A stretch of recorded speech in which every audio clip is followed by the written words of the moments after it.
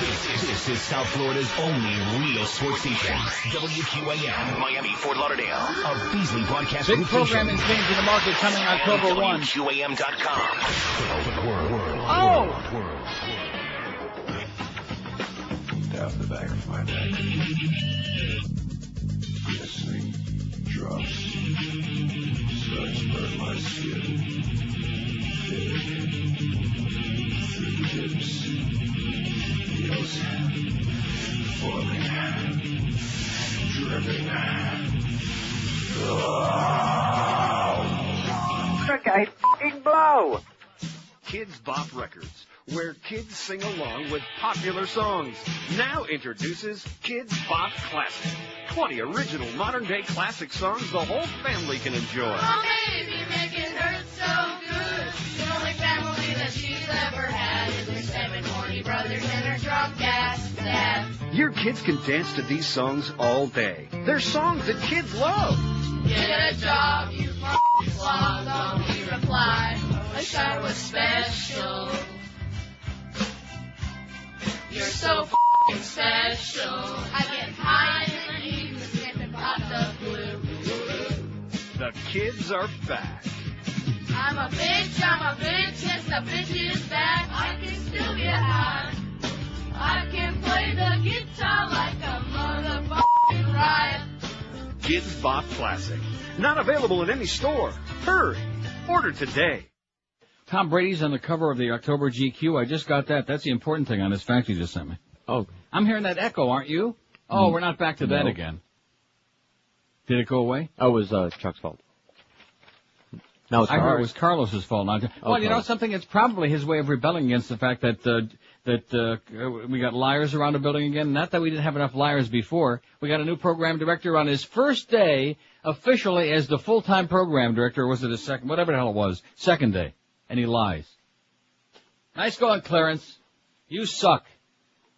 Tells the guy he's going to meet him right after the show, take care of him, get him on the payroll, do the right thing. Like Mo, you know, he did the right thing. That's why George is still there. I appreciate it. Right. And Clarence is supposed to be doing the right thing. We can't, not everybody in the world wants to come in there just for the honor of seeing the ugly faces, the ugly pussies and bodies of the gross people in that building. You know, some people like to get paid once in a great while. And so meet me, and what does he do? He vanishes. He pulls the Greg Reed vanishing routine. They go out to lunch, come back a little bit later, look for Clarence. Is he there? No. Can't find him. Long gone. So I figure, well, when he comes in this morning, I'm going to bust his balls about that. Have we seen Clarence yet? No. Our new program director? How about our new operations manager? Anybody seen him yet? I saw him. He poked his head out the door 30 seconds ago. Yeah? He said hi. Well, tell him that he's program director again, too. Clarence is fired. It's full of crap. No, seriously. What gives you the right? What gives me the right? I'm the king of frickin' paradise, man. You better get, well, at least the prince. The queen. The queen of paradise, that's me.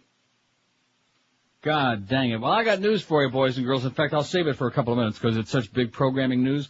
Whether Clarence likes it or not, starting October 1st, we got a big major programming change in South Florida on your radio. Oh! And then I'll get some promotion in the morning. Guarantee you that. Somebody who at least will promote the fact that coming up next is Neil. Not this baloney. Well, we got Keldy's pregame show, but man, the Dirty Boys and Ginger Lynn. And, you know, everybody except for like the heart and soul of the radio station, which is me and Mad Dog and Hank, which we don't even get any promotion from that old fuddy-duddy fart. How do you like that? But starting October 1st, that's going to change, baby. You'll see. Anyway, we had another your Palestinian buddies are at it again this morning. Yes, the suicide bomber blooms. Don't even start, okay? Because you're so off on a one. At least I try to stay in the middle somewhere to say they're all nuts. But I'm you're in the middle. They're all nuts. No, you're not. You're in the middle of a bunch of schmata heads is what you're in the middle of. Believe me, they don't like your kind at all. They don't want nothing to do with you greasy spicks, over okay? 600 children, more than the A entire... suicide bomber blew himself up on a crowded bus in downtown Tel Aviv on Thursday this morning, our time, afternoon their time, killing at least 5 people and wounding about 40 in the second such attack in 2 days. The blast went off during lunch hour while the bus was on Allenby Street in the heart of a restaurant and business district. There was no immediate claim or response. Now, why would they say what street it is? Okay, this is from the Associated Press. Yeah. Do we know the streets in Tel Aviv? Maybe somebody does. There was no immediate claim or responsibility. Wednesday's attack in which a suicide bomber blew himself up at a bus stop in northern Israel, also killed an Israeli policeman, was claimed by a militant group, the Islamic Jihad. They're all nuts, I'm telling you that right now. Like I said, you want to have yourself a great time, just go over there and get on a bus. Hop on a bus. And speaking of nuts, man, we got a case out there who's obsessed with our polls. A crazy person. A total nutcase. And you mentioned yesterday that he was, well, I caught it first, but then you said he's got a program that like automatically like votes, 8 million times on there. We have 1,147 votes. That might be a one-day record. Now, back in the Alien days, we topped that. And in fact, the day that I took the poll, I think it was last week. Wasn't it last toward the end of the week about you? Yeah. We did over 1,000. Right. And he was also on there heavy duty as well. Loves it. Because he hates you like poison. Yeah. Mr. Contrary, the man who wants to dick up our poll every day. 1,147 votes. Which is probably more than we got listening right now. It's certainly double what Mo's audience is. They're coming over one at a time. That's the way we build our audience, one at a time. I can't believe that clearance shining you like that, Carlos. That's unacceptable. That's some of the worst news I've ever heard. Just when we had hopes that maybe we had some people who'd be like open and honest and communicate and not screw everybody over. And this guy, he's learning the right way. He must be in there sucking Greg Reed's toes right now. That's what got him that promotion. Need him like a goddamn hole in the head. But at any rate, 1,147 votes. What do you listen to most days in that noon to 1 hour? And the reason we asked the poll is because now that this show has become much more political, and I make no apologies for that, because it's about time somebody heard the goddamn truth of what's going on in the world. At any rate, in the noon to 1 hour, it's obvious that some of the right-wingers, who are very, very, they're still got their tongue up Bush's ass, both Bushes, by the way, they turn over to Rush or even Bill O'Reilly, which is really desperate. Neil 617. Bush Rush, whatever his name is, 346. Yeah, I keep doing that. It's like subliminal.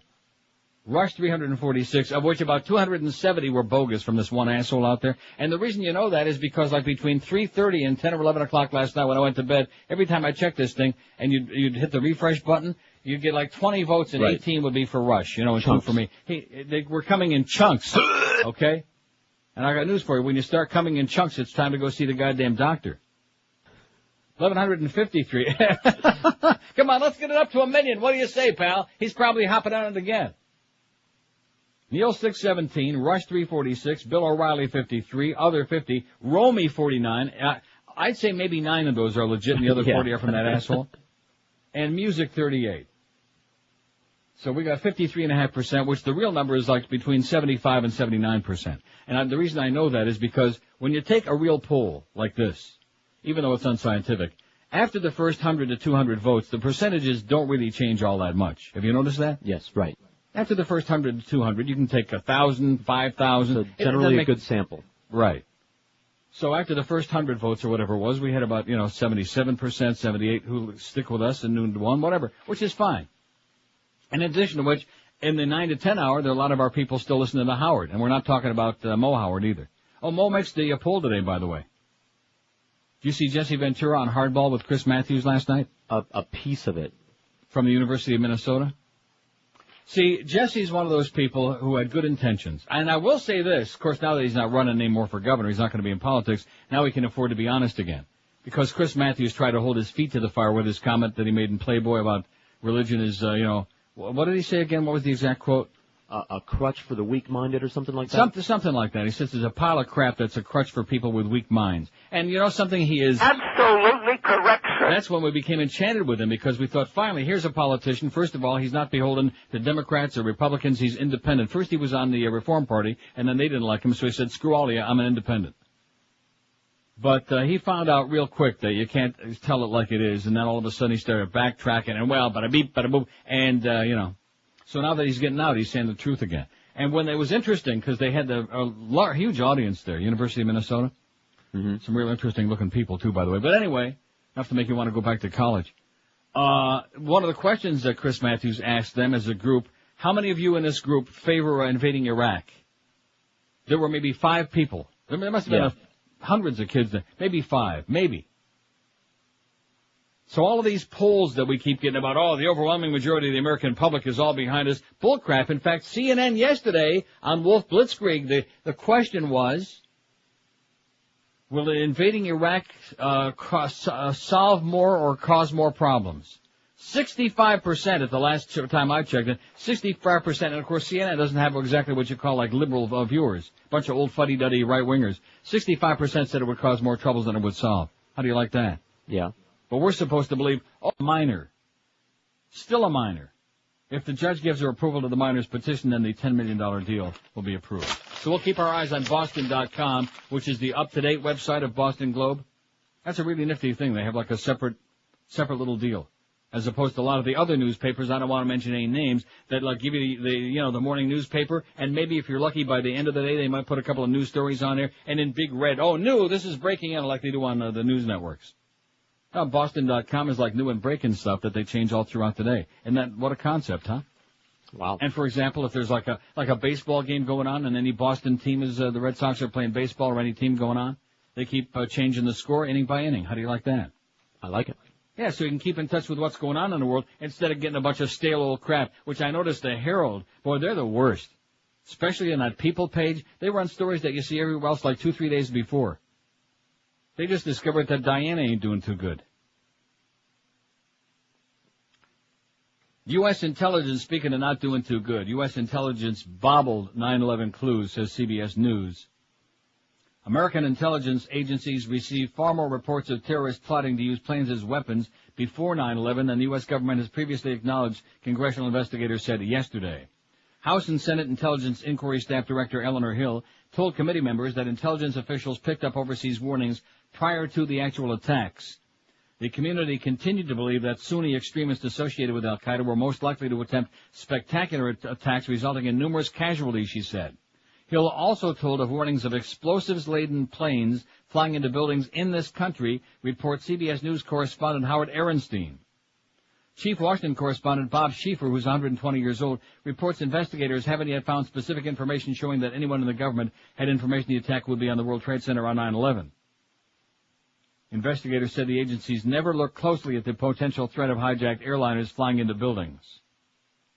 And we should hasten to point out that the World Trade Center was mentioned several times. Not only that, but of course it had already been attacked in 1993. Hill's statement was presented to committee members yesterday at the inquiry's first public hearings. Lawmakers have been meeting behind closed doors since June, looking into intelligence failures leading up to the attacks. Now they can be corrected. Kristen Breitweiser, whose husband died in the World Trade Center, seemed bitter. Now, a full year later, it's time to look back and investigate our failures as a nation, she be testifying. These public hearings are part of our search for the truth, not to point fingers or pin blame, but with the goal of identifying and correcting whatever systemic problems might have prevented our government from detecting and disrupting al-Qaeda's plot, said BDI Senator Bob Graham, chairman of the Senate Intelligence Committee. I think the systemic problem is called incompetence. That's the word for it. Hill outlined 12 examples of intelligence information on the possible terrorist use of airplanes as weapons, dating back to 1994. The last example occurred a month before the attacks, when intelligence agencies were told of a possible bin Laden plot to bomb U.S. Embassy in Nairobi, Kenya, or crash a plane into it. But it contained no specifics pointing to the impending 9/11 attacks. Other intelligence suggested that bin Laden supporters might crash a plane into a U.S. airport or conduct a plot involving aircraft at New York and Washington, the report said. New York and Washington. Sound familiar? Familiar. While generally aware of the possibility of this method of attack, the intelligence community did not produce any specific assessments of the likelihood that terrorists would use airplanes as weapons, the report said. With revelations in the spring that President Bush had learned a month before the attacks that bin Laden wanted to hijack airplanes, the White House defended the lack of disclosure of the information by saying the president's briefing detailed plans for traditional hijackings, not the use of airplanes as weapons. National Security Advisor Condoleezza Rice said at the time that the threat was vague and uncorroborated. That's Condoleezza Rice, who used to be the head of Chevron. I don't think anybody, not the head, but she used to be on the board of Chevron. I don't think anybody could have predicted they would try to use an airplane as a missile, Rice said. Had the president known of something more specific or known that a plane was going to be used as a missile, he would have acted on it.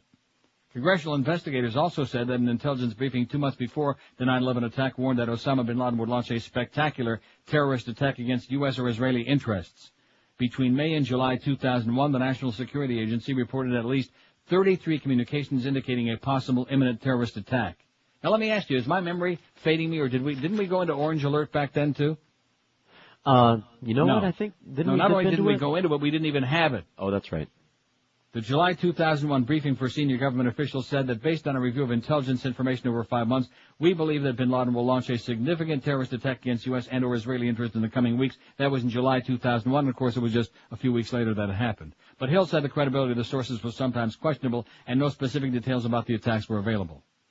And days after the U.S. put a bounty on Osama Yamama, the terror mastermind countered with a $9 million reward to whoever assassinated the heads of the CIA, FBI, and other top government officials. This also came out at the hearings yesterday. A congressional report released yesterday said the blood money offer was made in November of '98. The price was put on the heads of CIA Director George Tenet, Defense Secretary William Cohen, and Secretary of State Madeleine Albright. The feds learned in 2000 that they were also plotting to assassinate FBI Director Louis Freeh. Bin Laden and his senior advisors apparently decided to dangle the $9 million reward before his followers shortly after the U.S. offered $5 million for the capture of the al-Qaeda terror leader. The U.S. reward has since been increased to $25 million. It's not clear whether al-Qaeda is still able to make good on its offer. You think they are? Yes. And by the way, have we found him yet? No. Like everybody says, at least we know where Saddam is anyway. And we didn't do too good a job of getting rid of him either. Didn't do too good of a job of that because he's got all those joints, you know? Yeah. And he's smoking them. That's what we're hearing. 93 votes on the poll already. The most evil person in South Florida, because you know these days that we live in now, a lot of evil people running around doing a lot of evil things. A lot of evil doers.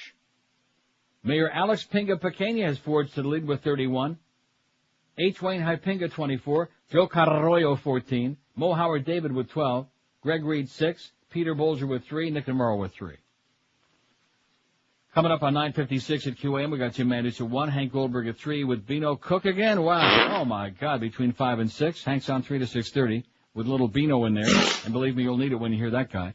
Marlins on deck 6:30. Marlins and the Spos at 7:05, followed by Eddie K. And Joe and Mark, the Dirty Boys, overnight. Was that Ginger Lynn tonight that Mo was salivating about?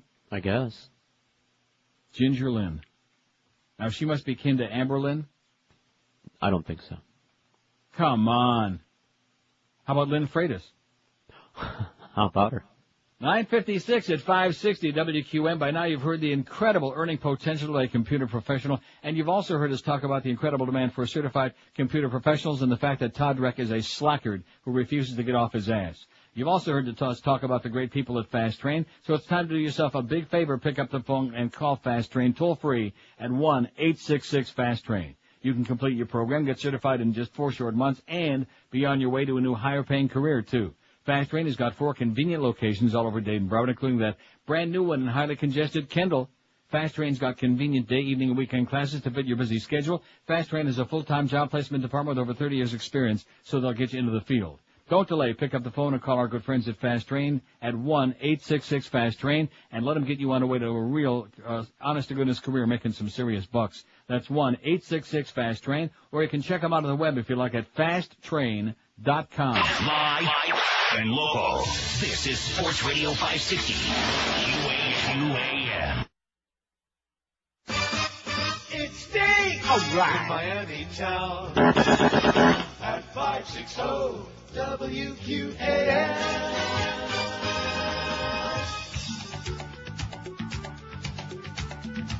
Oh! Asshole. That Wayne Huizinga's such an asshole. Yes. He yelled at Mandich, that greedy turd, because he wouldn't take a shower with Hank Goldberg. Asshole. Rectum. H. Wayne Huizinga's such an asshole. He's just like Hitler and Eva Braun. What's that he's pounding on?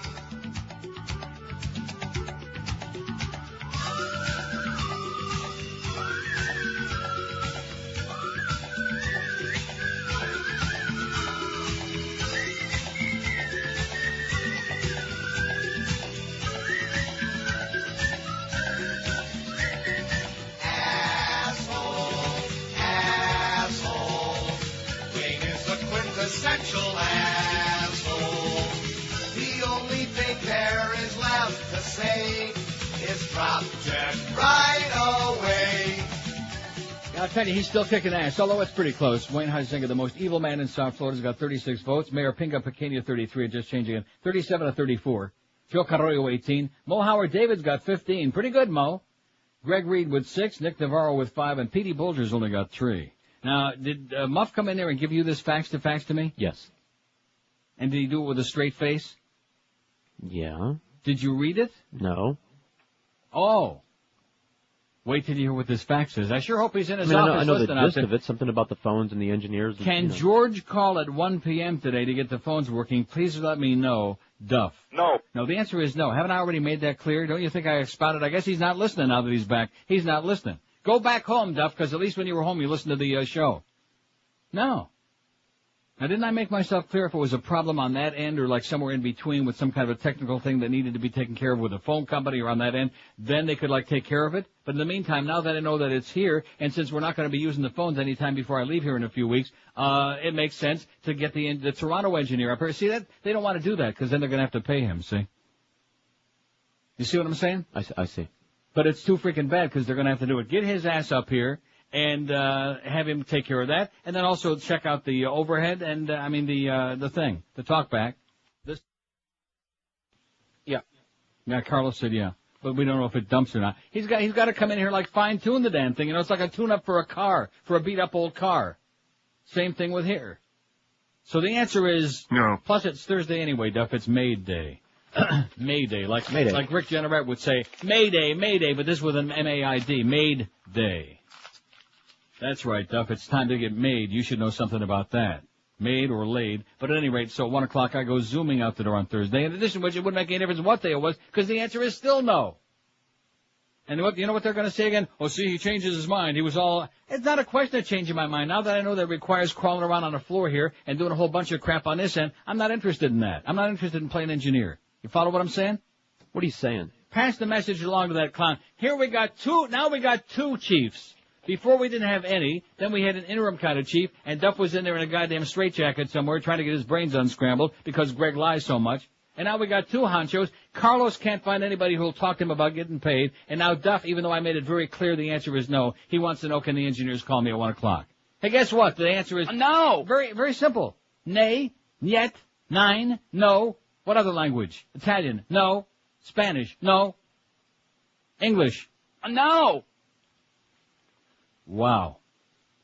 Anyway, it's 10:04, 560 WQM. I tell you, I was in such a good mood today, and you know what? I'm always in a good mood here.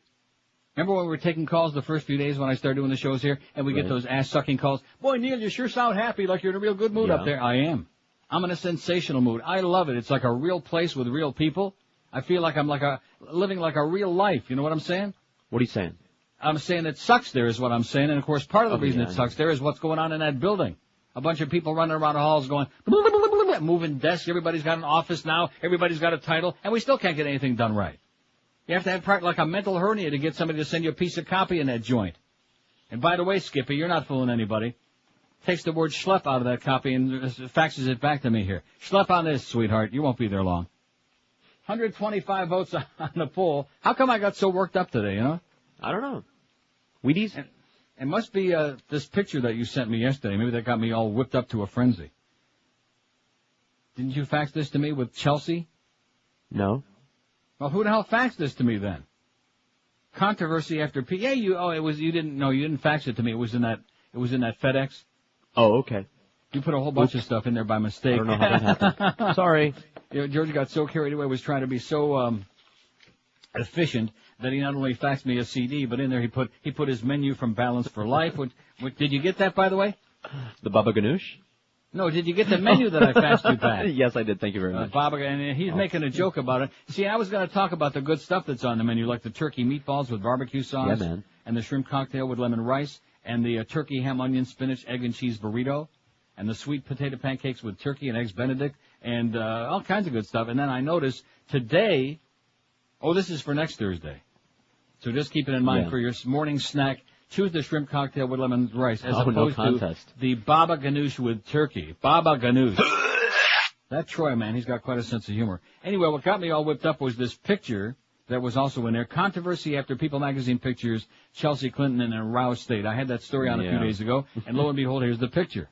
Much ado about nothing. She wasn't wearing a bra. Her boyfriend has got his hands around her waist from behind. He's smiling. And she's got her eyes like kind of closed, and there's nothing going on there. And her nipples are maybe a little bit perky, like there's her anything nipples wrong with have that. never been perky. Okay, believe me, there ain't nothing about her that's perky. Jerky, maybe perky, maybe herky jerky. Right up. She ain't perky. Okay, nobody would touch her.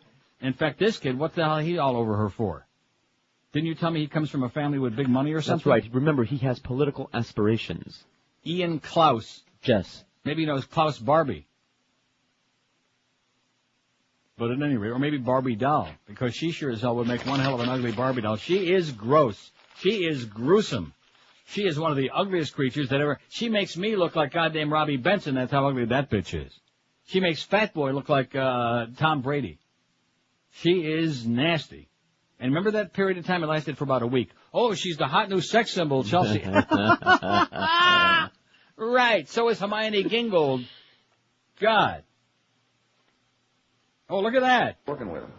Okay, thank you, Al. There's El Presidente with that dumb look on his face. Dumber than you. Look at that. Bewildered look. I know. Alfred E. Bush. Man, oh man, he's got D-U-M-M written all over his puss. Good golly.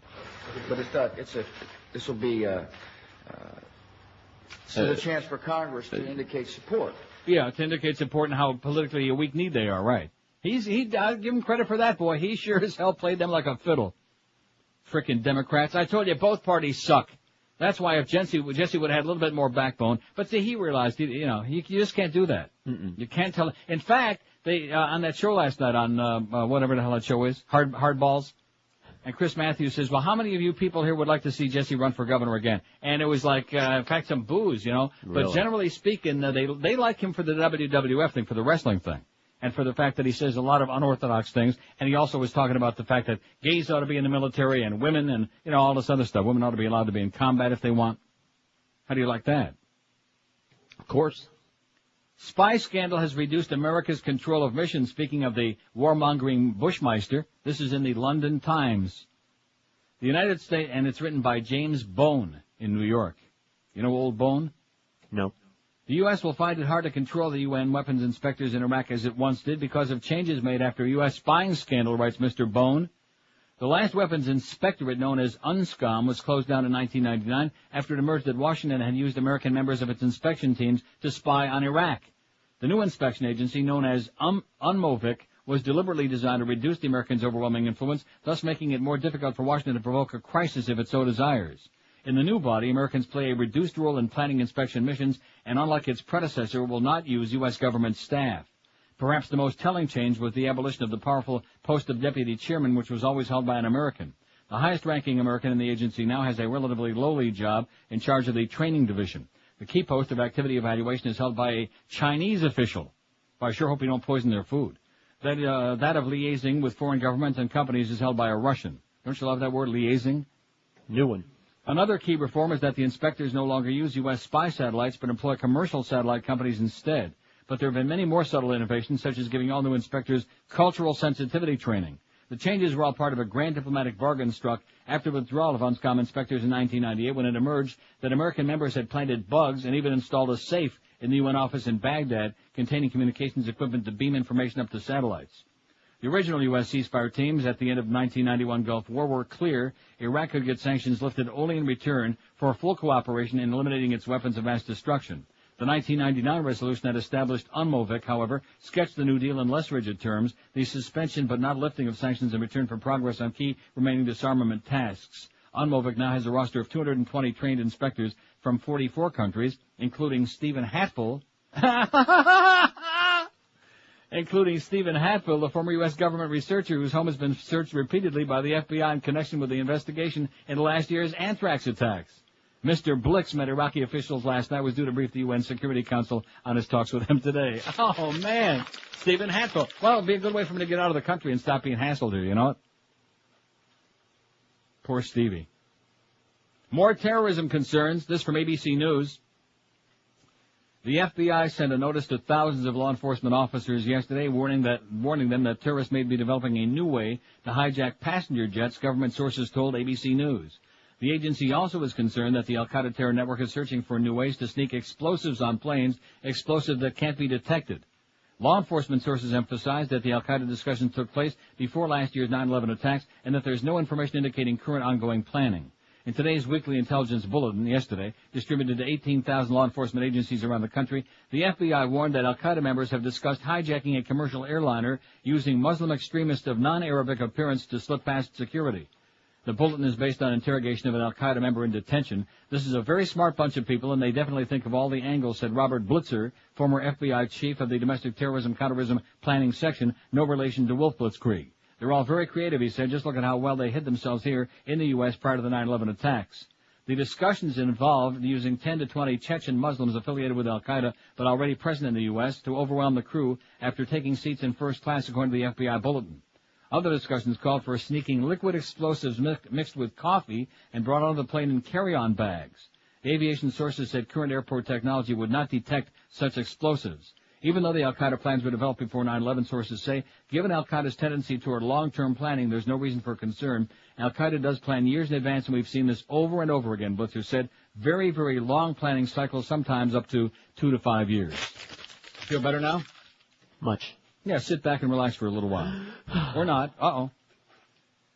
12 minutes after 10 at 560 WQM, we got the Mad Dog Jim Mandich show coming up at 1 o'clock this afternoon, the Hysterical Hound. When you shop for quality shoes, footwear, and, When you shop for quality footwear, selection and professional service are mighty important for you. But what we're talking about, that's why I get tongue-tied, is price, because that's what most people are shopping for. They know at Brandy's they're going to get great shoes and all the top names, but price they want to know about. They know they're going to get knowledgeable people who know your feet inside and out and give you great, friendly, personal service, but price is what they're concerned about. Well, let me tell you right now, Brandy's is unbeatable, which is why they're still going strong in that same great location they've been for about 6,000 years. And they got all the top names in the shoe business: Rockports, SAS, Sperry, Timberland, Naturalizer, and all the other top names you know and love as well. Brandy's is open every day of your life from 9 to 9, Sundays 10 till 5, and you'll find them in that stupendous location, like I said, 1290 North Federal Highway in Pompano Beach. And the final summer closeout sale continues for an extra week this week, right now. For a special select group of famous brands, it's the big closeout with up to 73% savings this week, right now, at Brandy Shoes in Pompano Beach. Live and local. This is 560. The radio's all yours now. QAM. Go out there and break that f***ing guy's neck.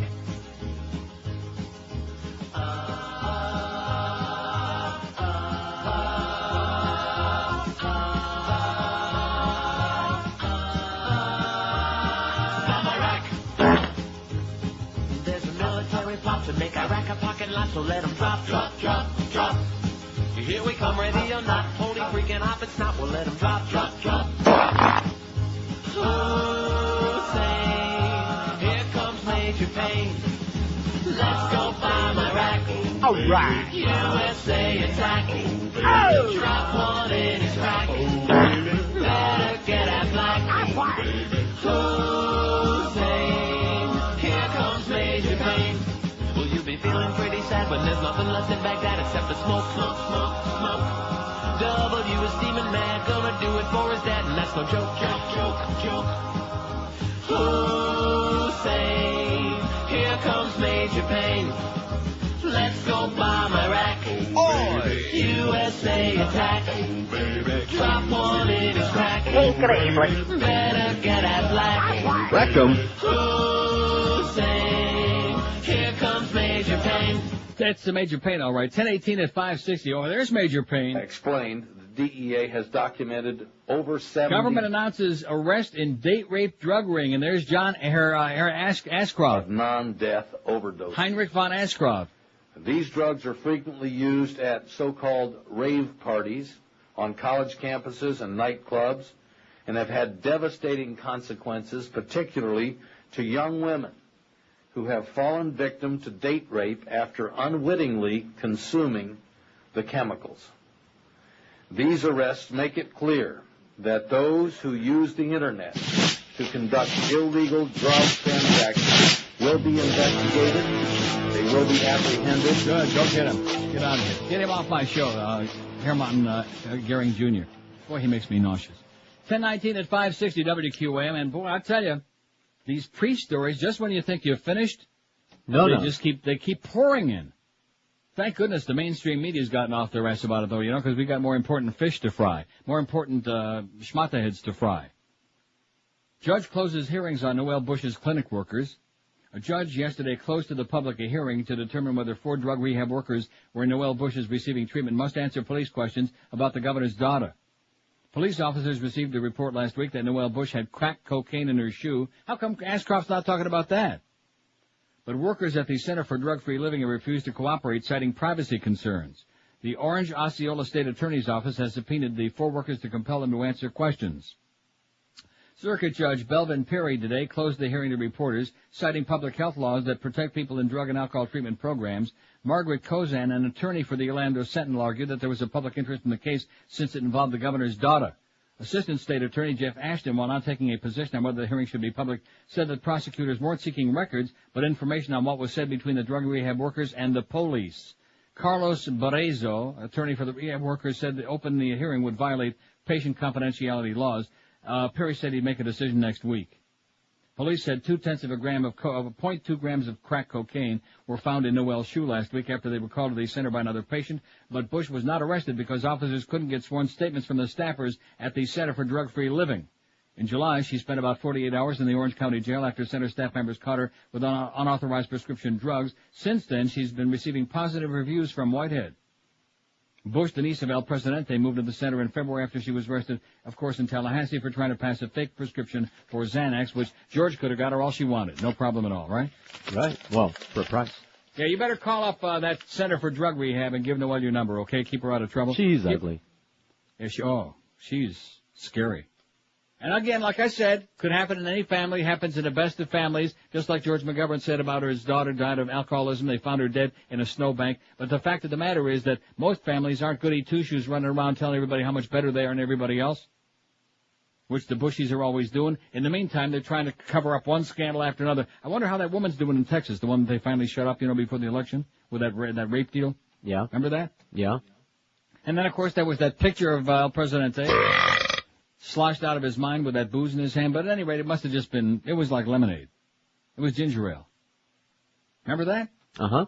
That little movie yeah, it was clip? just non-alcoholic. Why would you presume such a thing? Because I'm a bastard. Gainesville minister arrested on charges of molesting boy. There's a bastard. A pastor who worked at a church in Gainesville for 18 years has been arrested for allegedly molesting a teenage boy in North Carolina earlier this year. Reverend John Sherhouse, 51, was charged with taking liberties with a minor child, said Paula Townsend, a spokeswoman for the Watauga County Sheriff's Office in Boone, North Carolina. Is that anywhere near you? That's very near me. My brother graduated from that high school. Really? Yes. Well, he wasn't molested by this priest, was he? I'll ask. Oh, wait a minute. This was a pastor. Oh, thank God. We weren't going to the Catholic Church in North Carolina. Mama wanted to take communion, so we went Episcopal. Townsend said Sherhouse had been freed on $10,000 bond. A hearing in the case is set for November. Which is Watauga County is on the North Carolina-Tennessee border. Oh, my God, what a horrible place that must be. A grand jury in North Carolina indicted him last month. Court records show the charge stems from an incident June 27th. Sherhouse had been placed on medical leave from Gainesville's First Baptist Church in July and was to resign at the end of the year, said Reverend John Fairless, the church's senior pastor. The medical leave includes full salary, benefits, allows his medical coverage to continue. Reverend Sherhouse made me aware of the circumstances in his life, Fairless said. He felt like he needed to be relieved from his duties. Sherhouse referred questions about the case to his North Carolina-based attorney, Scott Casey, but told the Gainesville Sun not to jump to conclusions, not to speculate, to allow the judicial system to work. He will not be allowed to return to the church's congregation. I think he's going to retire anyway. Right? Right on. Lawsuit alleges Archdiocese conspired to hide the abuse. This is from Boston.com, which I just mentioned a little while ago. A Boston lawyer filed a civil lawsuit yesterday accusing the Archdiocese of Boston of conspiring to cover up alleged sexual misconduct by 12 priests over 50 years. Oh! How do you like them apples? Father O'Toole, God. A lawsuit filed by Carmen Durso on behalf of 27 plaintiffs says that church officials failed to respond to complaints of sex abuse, protecting the 12 alleged perpetrators, and tried to cover up the evidence of abuse. This has been going on for years and years and years, Durso said. Individuals in the diocese have been aware that it's been going on and haven't done a goddamn thing about it. I don't think he said goddamn thing. I said it. About it. How's that poll coming? 166 votes. Who's the most evil person in South Florida? Mayor Alex Pinga Pequeña, 50. Wayne Hypinga, 45. Joe Carroyo, 26. Mo Howard David, 23. He's doing pretty good. He's in the top 4. Greg Reed, 13. Nick Navarro, 5. And Little Petey Bulger's only got 4. I'll guarantee if all the people he screwed over in the broadcasting business, if they were listening right now, if they were right near their computer, he'd have like a whole bunch, Petey Bulger. Make no mistake about that. 2 more Shavera students allege abuse. Am I saying that right, Portland, Maine? I don't know. Neither do I. Neither would any. Nobody would know, unless they're from Portland, Maine. 2 more former Shavera's high school students are accusing the Reverend James Talbot of sexually abusing them, according to a lawyer representing the Jesuits' alleged victims. Remember Jean-Guy Talbot, the hockey player? No. Talbot was set to be arraigned today in Massachusetts on the charges he molested 3 Boston College high school students in the 70s. He also faces allegations of abuse in Maine. He was transferred to Cheverus in 1980. For years, Michael Dougherty was the only Cheverus student to accuse the popular coach and charismatic teacher of sexual impropriety. Talbot was suspended from teaching after Dougherty sued him in 1998. Now 2 other men say Talbot abused them while students at the school several years ago at Dougherty's experience. What is it? Let me try that again. Now 2 other men say Talbot abused them while students at the school several years after Dougherty's experience, according to Rob McLeish Jr., the attorney represents them. McLeish would not identify either man. He said one has filed a negligence suit against the Society of Jesus in Boston and Boston College High School, alleging that Talbot's supervisors knew or should have known about his behavior and taken action to stop it before he was transferred to Cheverus. McLeish said the other man is also preparing to file a lawsuit. Good for him. Oh! Sue their ass, okay? Bunch of Farbis and Goyim. 1026, bunch of hypocrites, baby. Bunch of finger-pointing hypocrites. 1026 at 560 WQAM. If you're looking in the mirror and wondering where it all went, where it vanished to, down the drain, down the toilet, on the floor, and wherever, your hair we're talking about, all you guys, here's the answer. You're not going to get it back by osmosis. Smearing a bunch of stuff on your head isn't going to do it. Taking a bunch of dangerous pills isn't a smart way to do it. If you want to get a great-looking head of hair, there's only one guy who can help you do it, and that's Charles Alfieri. He's been helping the famous and even schleppers like you for more than 25 years, and the reason that even famous people with oodles of money go to Charlie is because for no amount of money in the world can you get a better-looking head of hair. The natural hairline system is the way to go. It makes you look sensational. It looks like the hair's really growing out of your scalp. So the choices, well, you got really 3 choices. Continue walking around like a cue ball if you want, with almost no hair. Number 2, you can put a dead animal on your head like Bob Eisenberg and Mo. Or, number 3, you can go see Charlie and get that natural hairline system. Mention Neil Rogers when you call to get that special $200 discount as well. And Charlie also services and repairs all kinds of hair systems while you wait for only $25 to $30. And when you get the natural hairline system at the Alfieri Studios, everybody gets Charlie's 30-day guarantee. If after 30 days you don't love the way it looks and feels and smells, if you're not getting laid like at least every hour on the hour, Charlie will give you a full refund. So you have nothing to lose but that ugly bald spot. Call right now, toll-free, 1-800-321-2413. That's 1-800-321-2413, or log on to their prestigious website at charlesalfieri.com. That's the way to do it. We're Sports Radio 560 QAM. God. Coming up tonight on Inside the Behind the True Hollywood Celebrity Music Biography Profile Story, we take a good, hard, stiff look into stardom. It only took one hit for them to burn their freaking song into our brains. But it only took one man to bring them to their freaking knees. They were After the Fire. Come turn around,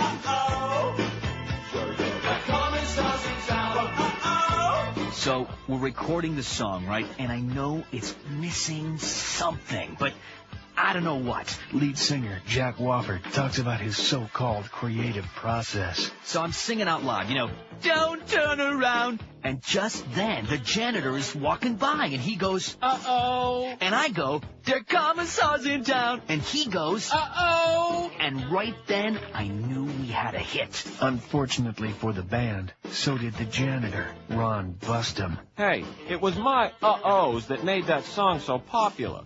I was making money as a janitor. I figured why not ream 'em good? Ron hired a sleazy lawyer who tricked the band into paying Ron $5,000 for every uh-oh every time the song was played anywhere in the world for his entire life. That oily little bastard. I mean, $5,000 every time he goes, uh-oh. We went broke in about 20 minutes.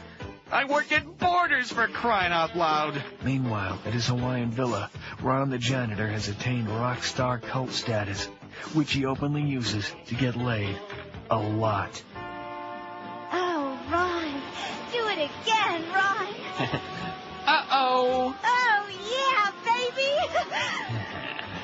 Uh-oh. Oh, Ron. After the fire, they learned the hard way not to let a janitor go uh-oh in your song. It's a big, juicy, sopping wet look at show business tonight on Inside the Behind. Uh-oh. 10:33 at 560 WQAM.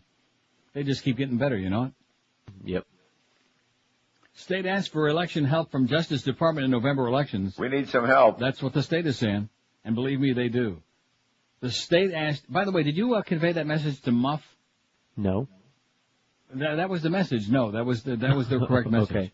Hey, no. Carlos, go tell Duff no. Yeah, go tell Tuff the answer is no and start listening to the show and quit we don't need him back. We got 2 useless people in that building now. We got Muff and Clarence.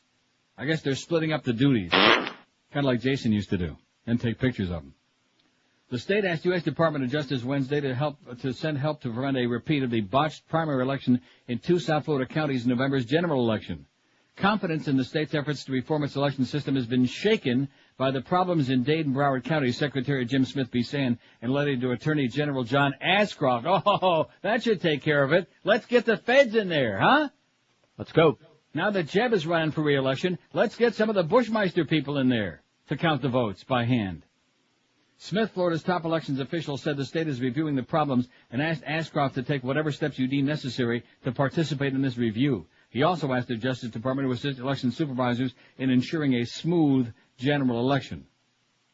Regrettably, the difficulties in Dade and Broward counties have driven some to question the wisdom and effectiveness of these dramatic measures. Thus, the fate of election reform in Florida and perhaps our nation rests upon the immediate and effective response, Smith wrote. Governor Jeb Bush, the president's brother, also sent Ashcroft a letter supporting Smith's request.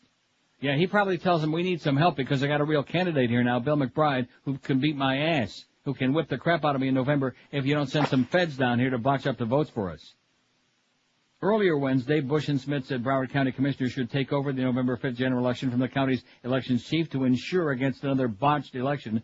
Smith said he would try and pressure Broward election supervisor Miriam Elephant to accept a proposal by Broward Commission Chairwoman Lori Parrish that the commission have county workers open the polls, staff them and close them, and that sheriff's deputies deliver ballot boxes to counting centers. Instead of having them sit around for about up to a week. Did you see that story? Yes. Yeah, they just kind of been sitting around here and there, and then the one guy took them home because, there was nobody else around to give them to. Just unbelievable. Unbelievable. If it was any place else, but in Florida, of course, especially in South Florida, very believable, because it's the effing way we do things. 186 votes on the poll. Who's the most evil person in South Florida? Mayor Alex Pinga Pequeña, 55, but it's a good 2-horse race. Wayne Hypinga's got 50. Joe Carroyo, 31. Mo Howard David, 26. Greg Reed, 13. Nick Navarro, 6. And Pete Bolger, again, is sucking wind. He's behind in with only 5 votes. Last place. Rumsfeld implores Congress to quickly pass resolution giving President to move on Iraq. Congress must authorize the use of military force against Iraq before the UN Security Council votes on the issue, Defense Secretary Donald Rumsfeld told Congress yesterday. Did you see, well, you didn't because we were on the air, but when he started going to that thing about the smallpox, yeah, that was one of the most grotesque, one of the most irresponsible, and they just sit there listening. Like this is a man who's talking rationally. We already know about the dangers of smallpox and the fact that lunatics, if they want to do a biological attack on any country, that smallpox is one of the things they might use. But here's our good buddy Saddam, who Rumsfeld back just a few years ago was over there sucking his toes. Biological weapons on the mainland here? Based on what? Based on the figment of his imagination, because they're desperate. They're desperate to justify this war that they've already got drummed up. We're already moving all of our goddamn ships over there and all of our armaments. We're already putting everybody in place. This is like Tessio again. That's what Bush told Saddam on the phone the other day. He said, you screwed up all my plans. When he said, oh yeah, bring the inspectors back in. Screwed up all his plans. The goal isn't inspections, the goal is disarmament, Rumsfeld said. That's what Iraq agreed to do. And, of course, every week they give us a different story. First it was disarmament. No, I take that back. First it was inspections, then it was disarmament, and then finally it was regime change. Now they've gone from regime change back to disarmament because regime change sounds too much like assassination. And $200 billion sounds like a hell of a lot too much money to assassinate somebody, plus all the lives that would be lost. Just absolutely unbelievable. And I'll say it again on that goddamn show last night, that Chris Matthews show, and he makes me sick, by the way, on the Chris Matthews show. Oh, you should have seen when he asked Jesse Ventura about the religion quotes in Playboy. Yeah. And he gave him the opportunity to backtrack or wiggle out of it. Mm-hmm. And Jesse says, why should I change my comments? Why should I feel bad about it? He said, what happened on 9/11, that was about religious fanatics. Right on. And Chris Matthews looks at him with a straight face and says, oh, you think that's what was behind it? What a fat This is what you people get from the so-called mainstream media, especially the electronic media, because they're peeing in their pants. They're afraid that they're going to offend some sponsors somewhere. So they're not going to give you the goddamn truth, especially when it comes to religion. They're scared crapless of religion. And even those college students, a couple of comments he made, they sat there like kind of like that, because they're all good brainwashed, Americans who've had their brains, at least a good part of their brains, stolen from them, believing in the God bull crap and the tooth fairy bull crap and the boogeyman bull crap. And just like that story I had the other day said, now we're going back to the boogeyman stuff. That's what the Bushmeisters, the warmongers, the chicken hawks, that's what they're peddling to the world now, is the boogeyman deal. And I still can't find that song. What is that? I'm Your Boogeyman. Oh, it's there. It's on the KC. It's on a white album, white CD. Okay, in the rack or in a box?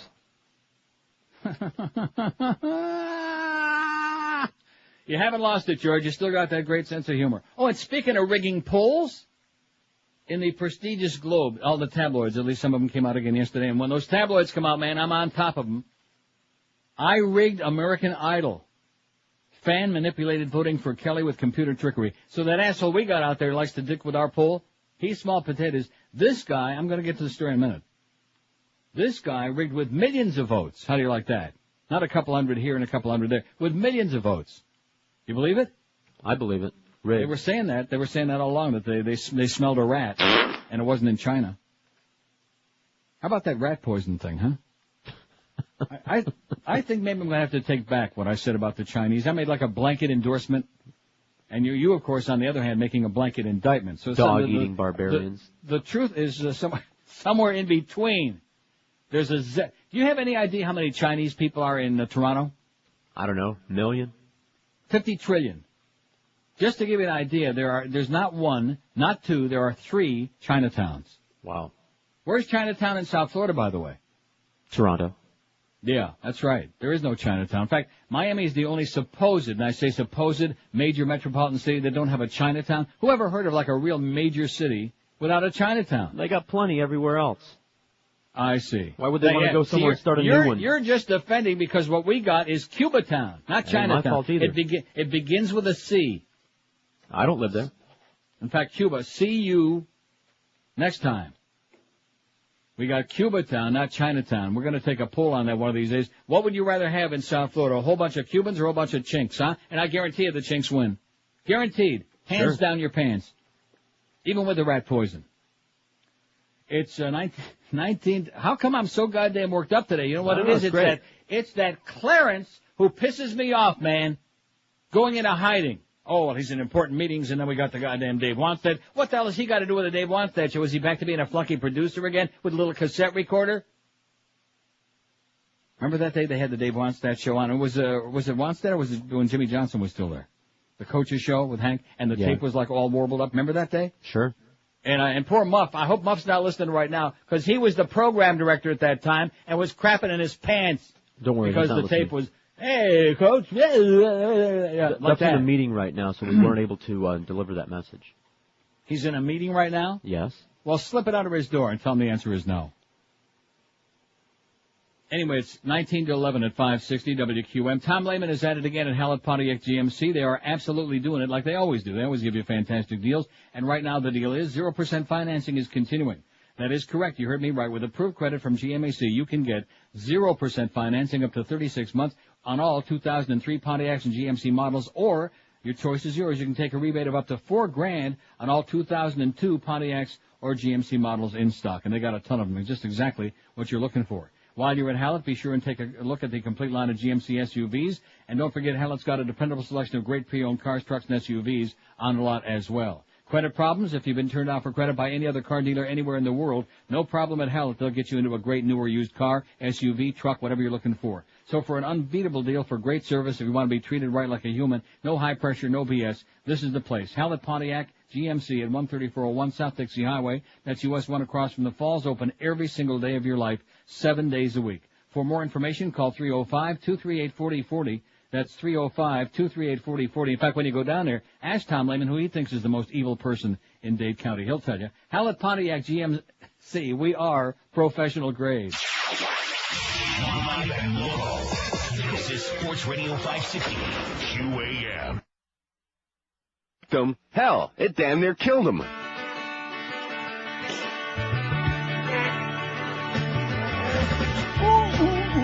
Spreading my track on the party. On the toilet, ripping the seat in pain. Bowels dropping out of my body. Veins popping out of my neck as I strain. All the peanut butter and stromboli with paprika and the pepperoni has got me straining and the groaning with burning roars. My fat body is writhing, breaking the sweat. My bowels are losing control. Feel like I'm close to dying. Dirty burning, spewing out my hole. I gotta lift my leg up higher. My asshole feels like it's on fire. Rectum. And I feel just like I'm dying for burning raw. I got a chunk of burning raw. I got a chunk of burning raw. I got a chunk of burning raw. I got a rip. I got a rip. I got a rip. I got a trip. Okay, 1047. I never want to step on the end of that because it's tough to get off your shoes. Usually I have to throw them away, you know. Well, that's one of the dangers of being in Amsterdam and doing a lot of walking like I do. Doggy do? Oh, doggy do. I mean, doggies do a lot. Everybody must have a dog there. Strange dogs, too. You don't see like a lot of normal dogs. You see all these unusual breeds, you know. Foreign dogs. Kind of like the people. Kind of like the people there, too. But anyway, there's more dog crap on the streets and the sidewalks there because there aren't like a lot of green areas. I've told you that before. Right. So they just, you know, when you're walking your dog, it's just squats on the sidewalk or hopefully over. I told you the one day that guy was picking it up and, all he was doing was smearing it around on the sidewalk. But it's a miracle I never got even the slightest drop. Some close calls. But never the slightest, because once you get it on your shoe, I mean, there's some assholes out there like take the shoe home and wash it off. Yeah. Well, some shoes you can do that with. No. All right. You think you can, but the aroma will linger, just like that number I dropped in the elevator down there. If you have like rubber-soled shoes and it just gets on the bottom, you can hose that off. Yeah, you can hose it off. Hoser. Yeah. Of course, not everybody in the audience gets their shoes free like I do from New Balance, but that's beside the point. You know, just when in doubt, throw them out, get a new pair. You bastard, yeah. Hey, I learned it from some good friends of mine, okay, getting freebies. Jordan's secret deal would allow U.S. forces to use country to defend Israel. This is in Newsday today. I'm on Jordan. Despite deep opposition in the Arab world, the U.S. plans for a war on Iraq. Jordan and the U.S. are secretly negotiating a deal to let U.S. forces use the country of Jordan to defend Israel from Iraqi missiles, according to Western diplomats and Jordanian officials. To help stabilize this strategically crucial kingdom against internal rebellion in the event of war, the U.S. will guarantee the replacement of cheap oil supplies that Jordan now gets from Iraq, the sources said. You ready for that? There's that ugly three-letter word again, oil. Or gas. With hundreds of Iraqi agents believed to be in Jordan, Jordan faces a particular threat of terrorism by Iraq's wide intelligence network, intelligence officials in the region and Western diplomats be saying. Western intelligence agencies are cooperating with those in the Middle East in preparations to counter such a threat, they said.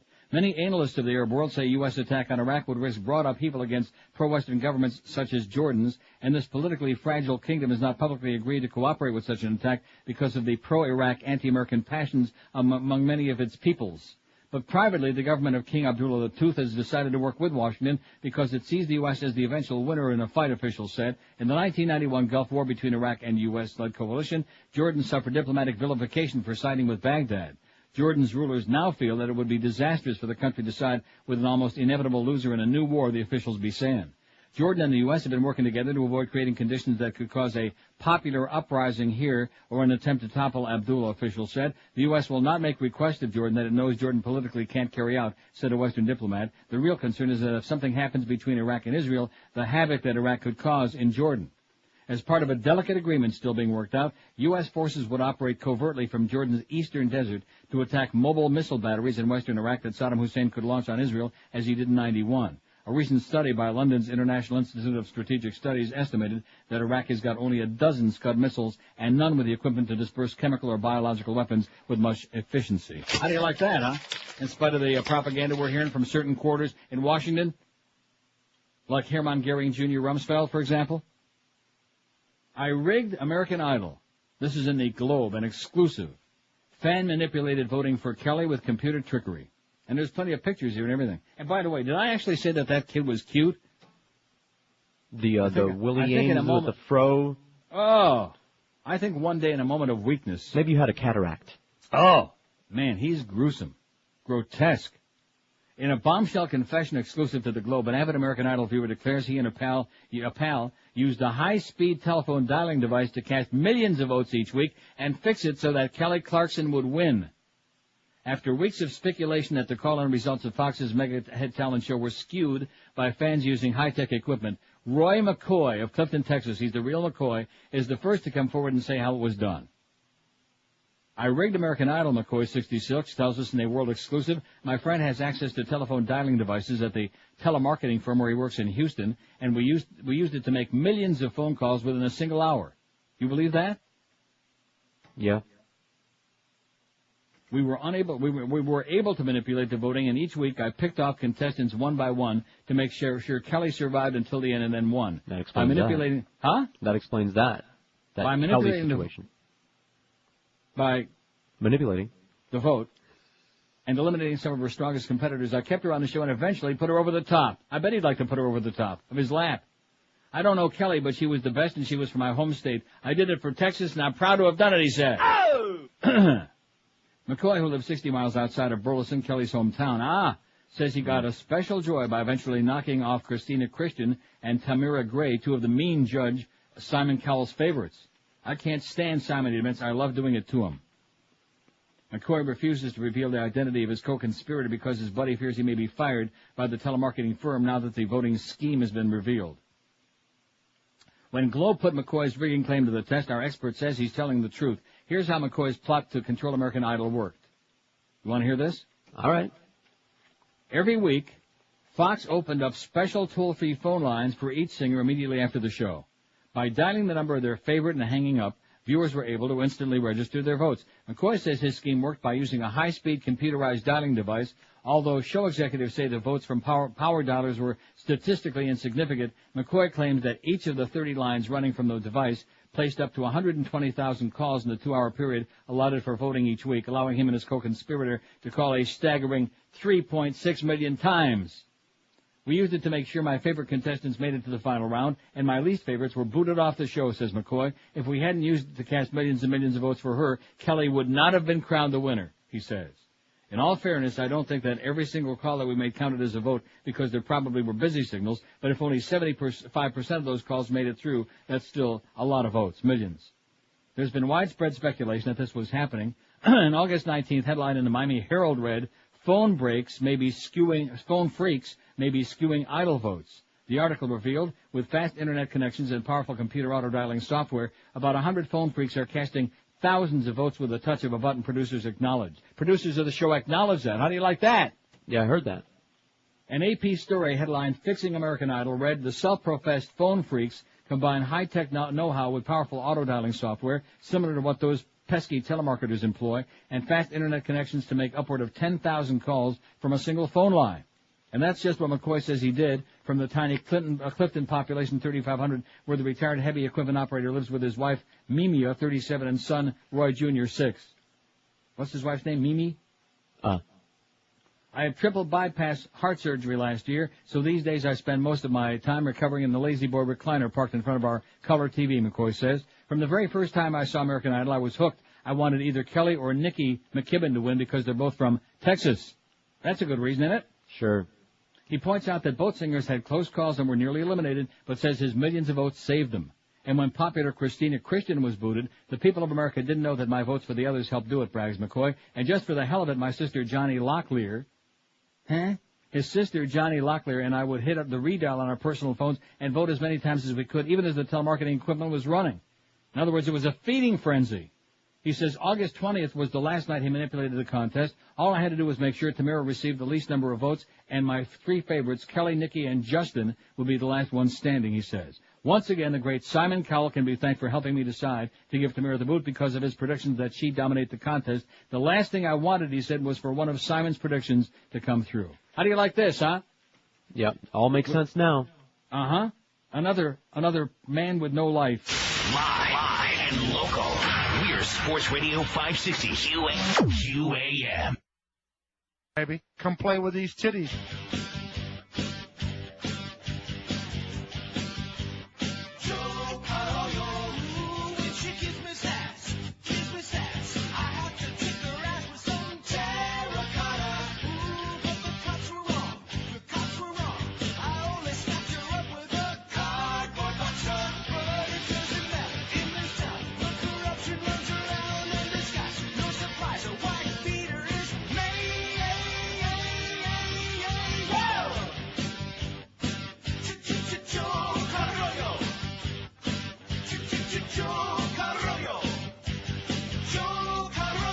Poor Joe, out of sight, out of mind, baby. He's a distant third at the moment. Distant third. You turd. Who's the most evil person in South Florida, we asked today, because the search for evildoers is hot and heavy all around the globe, all over the universe. Oh, I got a great story about the universe, by the way. Did you see the Italians discovered water on distant planets? No. Well, we'll get to that. Can't wait. Anyway, we got 231 votes. Mayor Alex Pinga Pequena has got a very tiny lead, just a twisted hair ahead. He's got 67. H. Wayne High Pinga's got 64. So it's a battle of the Pingas. Joe Carroyo, 40. Mo Howard David, 32. Greg Reed, 15. Nick Navarro's got 8. And poor Petey Bolger still has only 5. So I guess well, of course, all the radio people are probably at the soup kitchen. The people he screwed over. And certainly probably had to pawn their computers anyway, so how could they vote? They have computers at the library. Oh, no, Cowboys legend Bob Hayes dead at 59. Remember Bob Hayes? No. Who was at one time the fastest man on earth? Well, you should know that he was the fastest. He died? Bob Hayes, the legendary Dallas Cowboys receiver and Olympic gold medal sprinter, died late Wednesday at 59. The fastest runner of his generation has died in his hometown of Jacksonville, Florida, where he had battled liver and kidney ailments and prostate cancer. Oh, boy. Shands Hospital spokeswoman Joanna North said the time of death was 11:15 p.m. last night. In 1964, the Cowboys took a chance on the former Florida A&M star with blazing speed but unrefined football skills. His rookie season with the Cowboys proved it was worth the risk as he led the NFL in average yards per catch. Almost 40 years later, Gilbrand admits he bent the rules in his recruitment of Hayes to play for the Cowboys. Dallas drafted Hayes as a future pick in 64. He still had a year of college ball to play at A&M and in Olympics to run in Tokyo, but Brandt, the Cowboys' personal director at the time, wasn't going to lose this unique speedster to the rival American Football League, yada, yada, whatever. He's dead. Bob Hayes is dead. Well, that's depressing. Here's a fax from Eddie in Homestead, who says, I support our leaders and this possible war on Iraq. When you get to the last sentence in here, it'll give you a tip-off where Eddie's coming from, besides Homestead. I support our leaders in this possible war on Iraq. I also believe in free speech, but you're wrong, Neil. We need to wipe out all of those people who want to hurt this country and its citizens, to include your beloved Chinese. Eddie in Homestead. P.S. Love your show till noon. Can't imagine where he goes over at noon, can I? Party radio? Oh, poor Eddie. Poor Eddie who wants to hear, all that right-wing bullcrap. Have a good time with it, Eddie. Have a good time, you and Flush. Maybe you can elope. News Sports Talk. Now, what is this? I can't make out the thing on here. It's all black. No, don't send it to me anyway. Nobody cares about that. Let's get to the important stuff. One of the winners, I think it was the best new artist at the Latin Grammys last night in Los Angeles, was a Cuban singer. Did you see that? No. It was a Cuban. Well, it's a damn good thing. Now, what's this? And Staten Island. It was closed temporarily because investigators were looking into a suspicious package on the bridge there, but they sniffed it all out, and apparently things are now... That's nothing, okay. Don't put this breaking news crap on there unless you got something good at CNN, you idiots, you grave robbers, you lunatic. I'll tell you who to me is one of the worst, just annoying as hell, is that red-haired, bad hairpiece Aaron Brown. You know who I'm talking about? Yes. He is the whiniest, most syrupy, and he pontificates. He editorializes. He was on there the other night. It's You know, it's not enough for him just to be a news guy, which is all he's supposed to be, but he's on there pontificating and preaching to us and about, well, you know, there are some people who actually suggest that the Bush administration wants to invade Iraq because of oil, and he's going on with all these ridiculous comments, and I'm screaming at the set. You know, I'm channel surfing, I'm going from MSNBC over to CNN, you know, to suggest in case there might be something going on like the end of the world, something minor like that.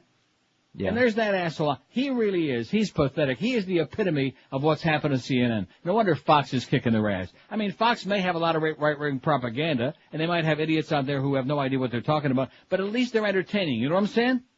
Yeah. No, seriously. Except for that morning show. The morning show on Fox, oh, my God. I don't want clown news. The clowns, the morning clowns. Everything is a big joke. And the sports guy, he's the expert on world affairs. He knows everything about everything. He's not just a sports guy. He's a weather guy and a news guy and a foreign affairs expert and an everything expert. Fox. And that's the only reason they have an audience is because CNN is just no wonder AOL Time Warner's going in the crap house. You see that? Yes. Man, Good. They are in the turlet. Good. Under $3 for Sun Microsystems, by the way. $2 and change. Oh, these companies, you think they're going out of business? That was another one of Mitch Hirsch's favorite lines. You think they're going out of business? Yeah, probably. Speaking of Cuban, see, I had a segue going here and I got all whipped up because I'm whipped up today. I'm whipped up today because Clarence shined poor Carlos there, who doesn't deserve that. And nobody on our show deserves that kind of treatment, okay, Clarence? But all you care about is those stupid-ass sports shows and the goddamn coaches show. Beep, beep, beep, the same old tired crap. Give me the ball, same old crap. How many ways can you say it, okay? I wonder when the hell the first Patriots-Dolphin game is. That can't be too far off. They got the Jets this weekend. Patriots are playing Kansas City. When's that first? Anybody got a Dolphin schedule there? Carlos can look it up in the on the thing or something. On the thing? On a thing. We'll find it. I want to know when that first Patriots-Dolphin game is. As a matter of fact, if it's in Miami, I might even go to that. I might get my goddamn tickets back. I wouldn't go to that. I wouldn't go to that. October 6th. October, I won't be there. And now, which game is that? Is that the one in Miami? Oh, yeah, sure. Keep asking. Well, it'll say they're on the schedule. No. Somebody just called it over the little speakerphone thing. Oh, well, where are they playing October 6th? Is that one in Miami or is that the game in New England? We'll wait. We'll find out. Come on, let's get with it, okay? Fat boy, he's probably the one that did it. He just sent me the game is here. The game is here October 6th. Gee, I won't be able to see that there, but I'll see it here. I'll be sitting in front of my big screen TV, having a great time with my NFL package. Cuba rejects U.S. terror charges, and they're pissed off and fired up about it, too. I saw a clip on this last night. Cuba denied U.S. allegations that it subverted the American-led war on terrorism, challenging Washington yesterday to produce any evidence that it provided false leads on potential terrorist activities. I don't think you heard that story yesterday because you were out taking one of your 14 craps. Yes. In a tough statement, Cuban Foreign Minister Felipe Perez Roque charged that the United States rejected a Cuban offer to cooperate in anti-terrorism efforts and was trying to manipulate a serious issue for political purposes. He was responding to accusations Tuesday by Dan Fisk, the Deputy Assistant Secretary of State for the Western Hemisphere, that tips from Cuba, which began the day of 9/11 terror attacks and have been arriving almost monthly, have led American investigators on intentional wild goose chases and diverted resources from legitimate targets. Kind of like diverting resources with those pot raids in Santa Cruz, California. All of his accusations against Cuba are false and slanderous, Perez Roque said in a statement. I challenge Mr. Fisk to produce a single piece of evidence to support his allegations. He wouldn't respond directly when asked whether Cuba has provided any information to the U.S. government about possible terrorist activity since 9/11. Perez Roque distributed a March 12th letter to the U.S. in which Cuba offered to sign a bilateral agreement to cooperate in the fight against terrorism, drug trafficking, and illegal migration. He read the answer received on June 13th, which said the State Department would not be in a position to consider bilateral cooperation on those issues. There is no argument to justify the irrational reaction by the Bush administration of Cuba's proposal to sign bilateral agreements, he said.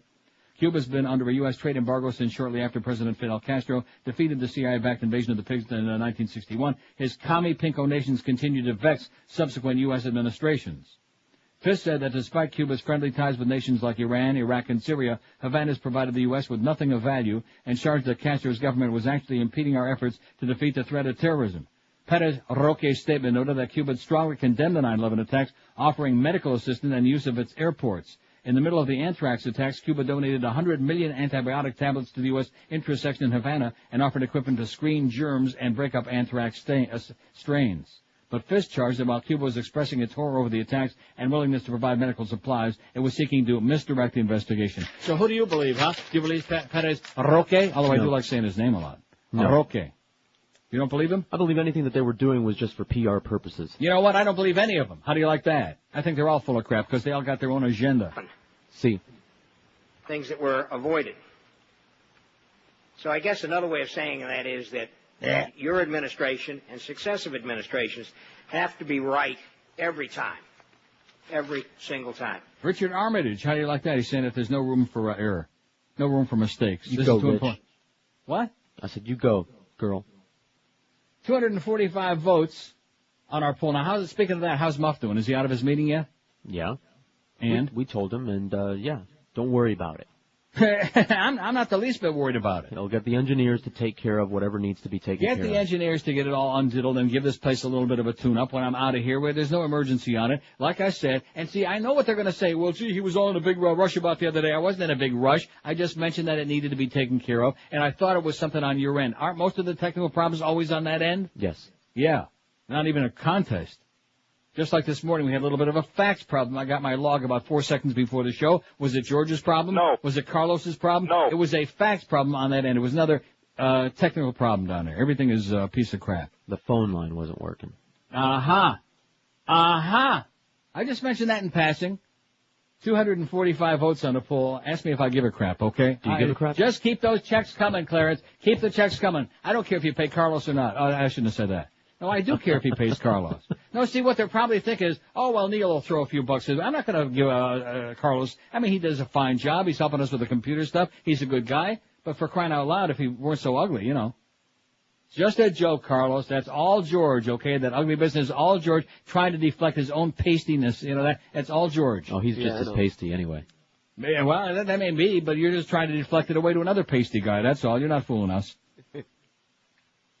Just remember what his lookalike once said. I want to go out there and break that f***ing guy's neck. Yeah, that's what he said.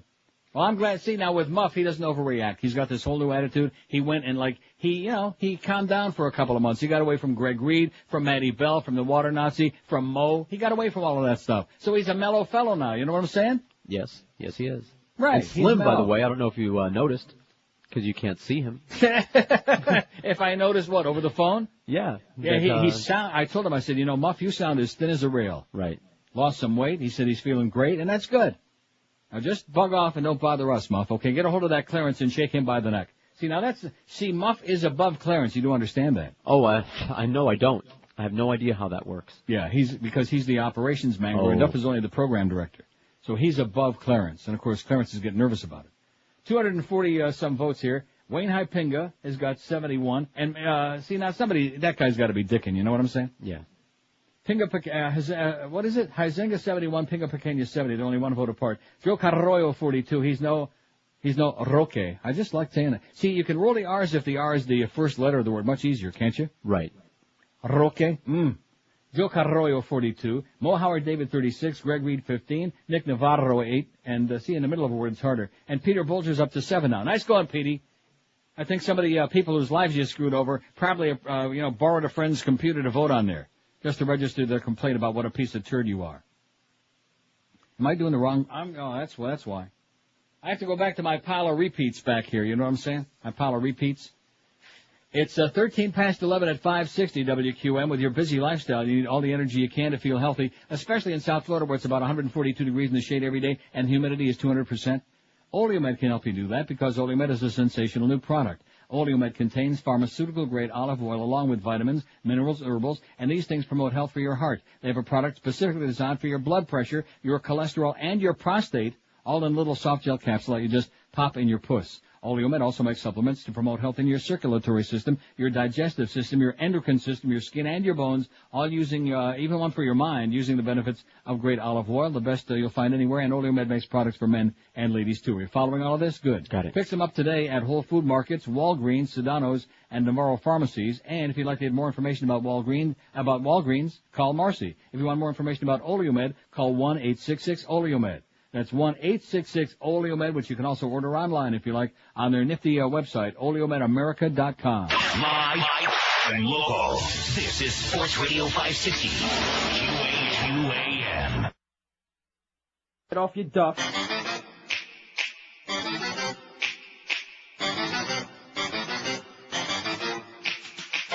Recalled meat has bacteria, throw up or run a fever, with explosive diarrhea, the beef has E. coli. You really should be cautious, you could get very nauseous. The cows are victorious, the beef has E. coli.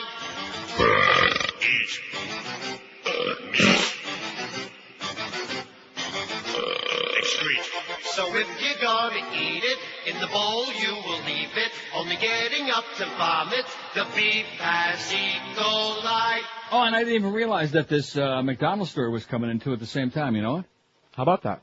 Because the reason I played that was to lead into this story. Judge dismisses beef lawsuit against Oprah. How do you like them apples, huh? You'll never guess what I'm eating to show you how my mind works.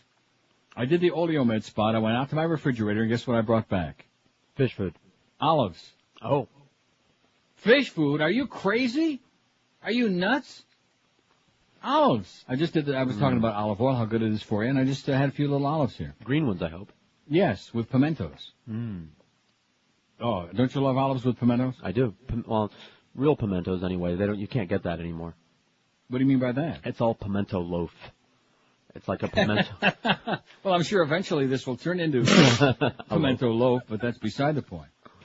Anyway, we got that overweight teen suing McDonald's story coming, but the reason I played that was because Oprah. Judge dismisses beef lawsuit against Oprah. A federal judge has dismissed a lingering lawsuit that accused Oprah Winfrey of violating Texas veggie libel law by maligning the beef industry.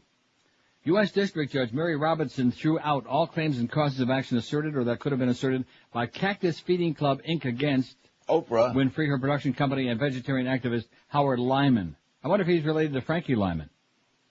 The lawsuit filed in 1998 was similar to another lawsuit filed 2 years earlier that went to trial in Robinson's court. The first suit caused Oprah to move her talk show to Amarillo for several episodes during the trial. After she won the first case, the 138 livestock owners sued her again. The second case was quickly moved back to Robinson's court and had sat there for 4 years. It was kind of a soft landing to a hard trial, said attorney Chip Babcock, who represented Winfrey. Cactus chairman and chief executive officer Paul Engler, who was behind both lawsuits, said Tuesday he agreed to the dismissal because he believes he won in the court of public opinion. We had two objectives in the initial suit, Engler said in a statement. One was to recover the tremendous losses we experienced. The second was to prove to our consumers that America's beef is wholesome and nutritious.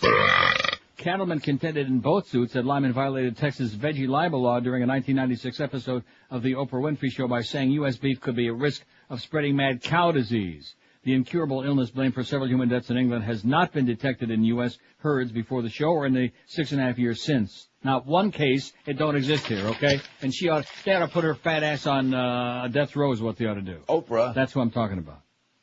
And by the way, yeah, since I got another Oprah story right here, a segue, it wasn't beef. It wasn't beef, sweetheart, that beefed you up to 275 pounds. This is in the Star on page 7. My God. Roly-poly Oprah squeezes into smaller size on TV. Remember I had this about a week or two ago, and the other, I think it was in the Inquirer, the pictures of her with a, oh, brother. Want to lose more than 10 pounds instantly with no dieting? All you have to do is get on the Oprah show. The 5'7" talk queen, who has packed on 45 pounds recently and now weighs in at 275, invested in a new high-tech camera lens device that ever so slightly stretches each frame without distortion and magically makes everyone a tad smaller and slimmer. It's called the partial squeeze lens. You ever have a partial squeeze? And it's one of the image-conscious Hollywood's best-kept secrets. Experts say the slimming technology reduces the weight of an actor by 8 to 10%. An earlier, less sophisticated version of the equipment was used to make performers like Paula Abdul leaner in their videos. Sources say the thrilled Oprah 48 feels the camera is worth its weight in gold. How do you like that, huh? And it wasn't beef that made you a big, fat cow, okay, sweetheart? Cows don't eat beef. They eat the Pringles and all the other snack crap that she's always famous for sucking down by the pound load. KFC. Oh, yeah, that's right. I forgot about this story. About the big chicken right there on her lap. A big bucket of chicken in her lap, a greasy bucket of chicken, and Cheetos and Fritos and Tostitos. Man, nothing worse than a big fat schwarzer with a bucket of KFC in front of them, you know? Like in Network. In Network, you remember that scene? Yeah. The great Mohammed Khan with his Husad Shako. What the F you talking about? I'm going to make you a star, just like Archie Bunker. God, that movie was so good. But what can I say? You know, what do I know? Overweight teen files big fat lawsuit against McDonald's. We know that much thanks to somebody faxing it to us. Thank you. 2 teenagers with big midsections have an even bigger beef with McDonald's. Their parents, on behalf of the youths, have filed a class action lawsuit against the fast food giant, saying the chain's unhealthy meals made them obese, which caused them to develop severe health problems, including heart disease. Sue their ass. Sue that Mickey D. John Banzaf, a George Washington University law professor who pioneered lawsuits against tobacco firms, is acting as an advisor on the case. He said children often are unable to resist the chain's playgrounds, Happy Meals, and toy promotions often tied to the release of popular movies. Children clearly are not capable of making health-related decisions, he said. McDonald's tries to attract children, has an obligation to them. Attorney Samuel Hirsch filed a suit in the New York Supreme Court in the Bronx in late August. The suit comes just weeks after he filed another suit against McDonald's, Burger King, KFC, and Wendy's on behalf of a 270-pound New York City maintenance worker. That worker, Caesar Barber, 56, said he developed diabetes and suffered 2 heart attacks after eating the greasy fare from the fast food restaurants 4 or 5 times a week for decades. And why not? If they can sue the tobacco companies for products that are legal and yet lethal, why can't they do the same thing to these people? Don't you agree? Of course, it would be hypocritical otherwise. Banzaf said, just like it's hypocritical of the government on the one hand to subsidize tobacco growers, and then on the other hand tell you that it's going to kill you. Right. Quit smoking. And then to make it illegal to smoke almost anywhere in the goddamn world. And allow people to sue the companies. Banzaf said that while Barber's suit is still snaking its way through the court system, Hirsch has decided to focus more on the suit involving children, since children can't be expected to be personally responsible for their health. Hirsch did not respond to repeated phone calls. The suit filed on behalf of 2 teenagers claims that McDonald's, that's Greg Reed disease. You know how it's spreading? Nobody returns any phone calls. It's like Clarence doing that disappearing act. Has anybody seen him yet today? Yeah, we saw him. He popped in here. And what'd he say? That he'll see Carlos after the show. I'm gonna tell you right now, okay? If that son of a bitch doesn't see Carlos after the show today, I'm taking tomorrow off and the next week too. And this is getting ridiculous. He wasn't like apologetic, or like said he's forgot about it, or his dog peed on the carpet or something. Yeah, he was apologetic. Yeah, he said he was in the kitchen. He was in the kitchen? That's what he said. With Dinah. Yeah, he was in the kitchen with vagina. He said he had ordered lunch so he wouldn't have to step out, and I must have not seen him in the kitchen. I got news for you. Clarence would know a vagina if he found one on his desk. Just all by itself. Show him that picture on the wall back there of my voice box. He saw it. What did he think it was? No, don't even tell me. Banzaf said that while Barber's suit is still, we already did that. The suit filed on behalf of 2 teenagers claims that McDonald's contributed to their poor health and obesity by enticing them to consume larger portions through the use of value meal advertisements without disclosing the health effects. The youth are asking that a jury decide how much they should be paid for the harm that they've suffered. They also want the court to order McDonald's to do more to publicize the dietary content of their products, including an educational program on the dangers of eating certain items. Although the age of the youth hasn't been released, Hirsch's office said one of the kids is 5'9" and weighs 270 pounds, while the other is 5'3" and weighs 200 pounds. Not even in the B 5'4" and 284. I mean, he was. But we're saving his life. Good for us. Oh, that's right. What's his name? Gary Sarner wanted me to rotate the copy. Let me look in here and see if I can find the other piece of stellar copy that I got from my good close friend Gary Sarner this morning. And by the way, Gary, the answer on that other thing is still absolutely no. I don't trade out talent fees, okay? You scumbag. You silly professional Jew. VIPSportsbook.com. Does that name sound familiar? Well, it should, because VIPSportsbook.com is one of the original online sports books and still the best. Football season started. Have you heard about us? No. Now give us a chance. With no comma, no period, no nothing. I'm getting rid of that piece of copy. Let's go back to the other one.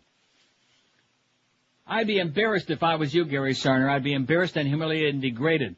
And if you weren't on the edge of Greg's inner circle there, your ass had been out of there a long time ago. Is there still anybody out there who's not playing at VIPSportsbook.com? Then I have to tell you, you're missing out on a really great sports book, okay? You hear a lot of ads these days, but you need to do some research before you plunk down your hard-earned cash at some unstable third-world sports book like in Cemetery Village. Let me help you out. VIPSportsbook.com is the only book to be unanimously endorsed by the industry watchdogs. They're Dutch-based, now we're talking my language, and one of the first online sports books. Seriously, if you want to go on a roll of a lifetime, you want to be with the best sports book out there at the time, and of course that's VIPSportsbook.com. The football season is in full force. You need to be with the best at VIPSportsbook.com if you want to bet on Luke Roulette. So open an account online and get a 15% cash sign-up bonus or Cat Manzi. Did I mention they have the highest parlay odds you'll find up to 2001 or Jackie Moe? Get over to VIPSportsbook.com and play at a book with class. Their phone number is 866-VIP-BETS. That's 866-VIP-BETS. So what are you waiting for? Go to VIPSportsbook.com. Get your 15% sign-up bonus. VIPSportsbook.com. When you call, be sure and tell them Gary Sarner, a butt plug. Live and local. This is Sports Radio 560. QAM. And lay down on my couch. Planning your next vacation? Looking for excitement in exotic locations? Then make your next pleasure trip a memorable one. Visit Palestine. Relax as you dine in newly remodeled open-air restaurants. Marvel at the view of the morning sunrise from your open-air hotel room.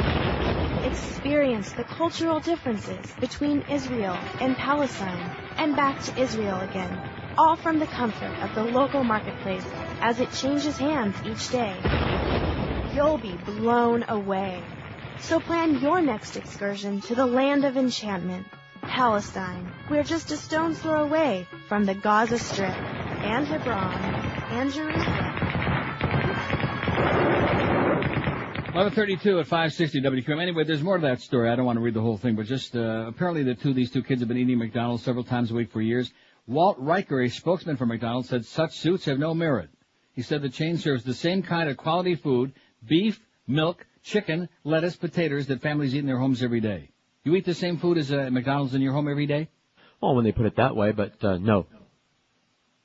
Loaded with just tons of fat. We don't fry everything and that grease, we eat. Deep fried and still, grease. I have no sympathy for these parents. Who was taking them there? Who was paying for the food? Let's sue the parents. Let's take the children away from them. Okay. McDonald's is a full menu restaurant providing variety and choices, Riker said. Like, for example, if you want to get a nice lean steak, wouldn't you go to McDonald's? Oh, yeah. He said the chain makes comprehensive nutrition information available on the company's website, www.scumbag.com, and that children are becoming overweight due to an increasingly sedentary lifestyle.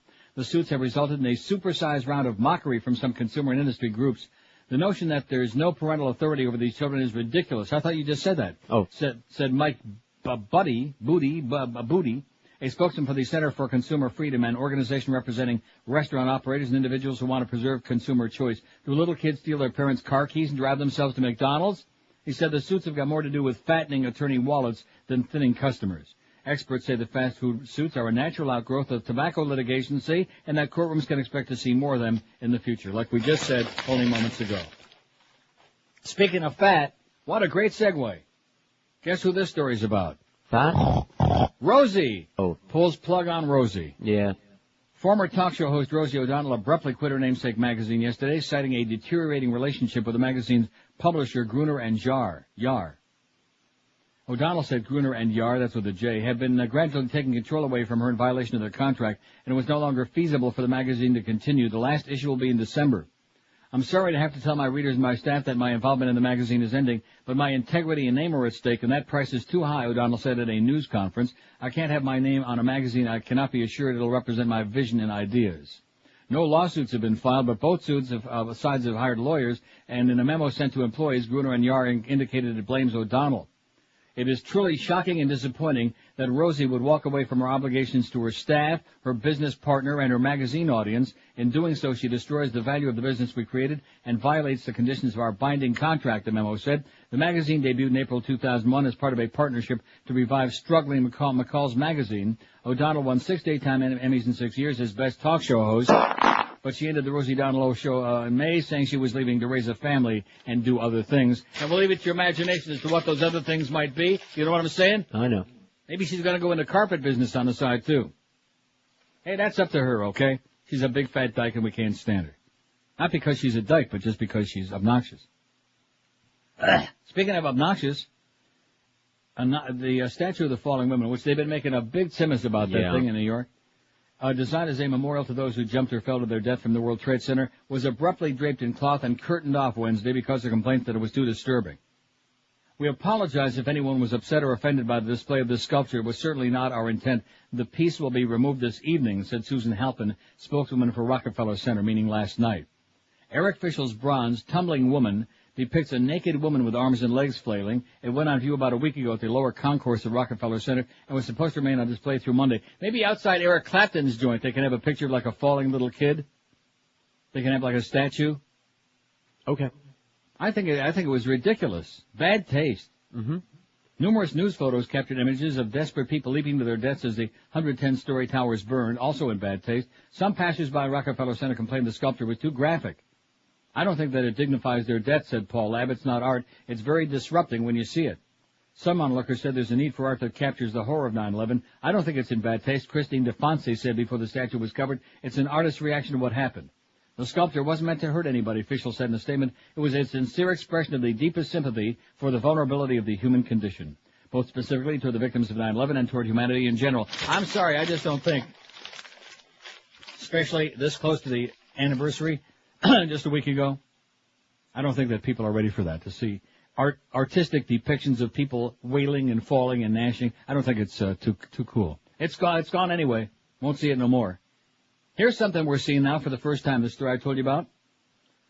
Italian astronomers have found signs of water, a necessary ingredient for life in the atmosphere of planets orbiting distant stars. All right. Having water doesn't mean other planets will be teeming with life, like, say, China.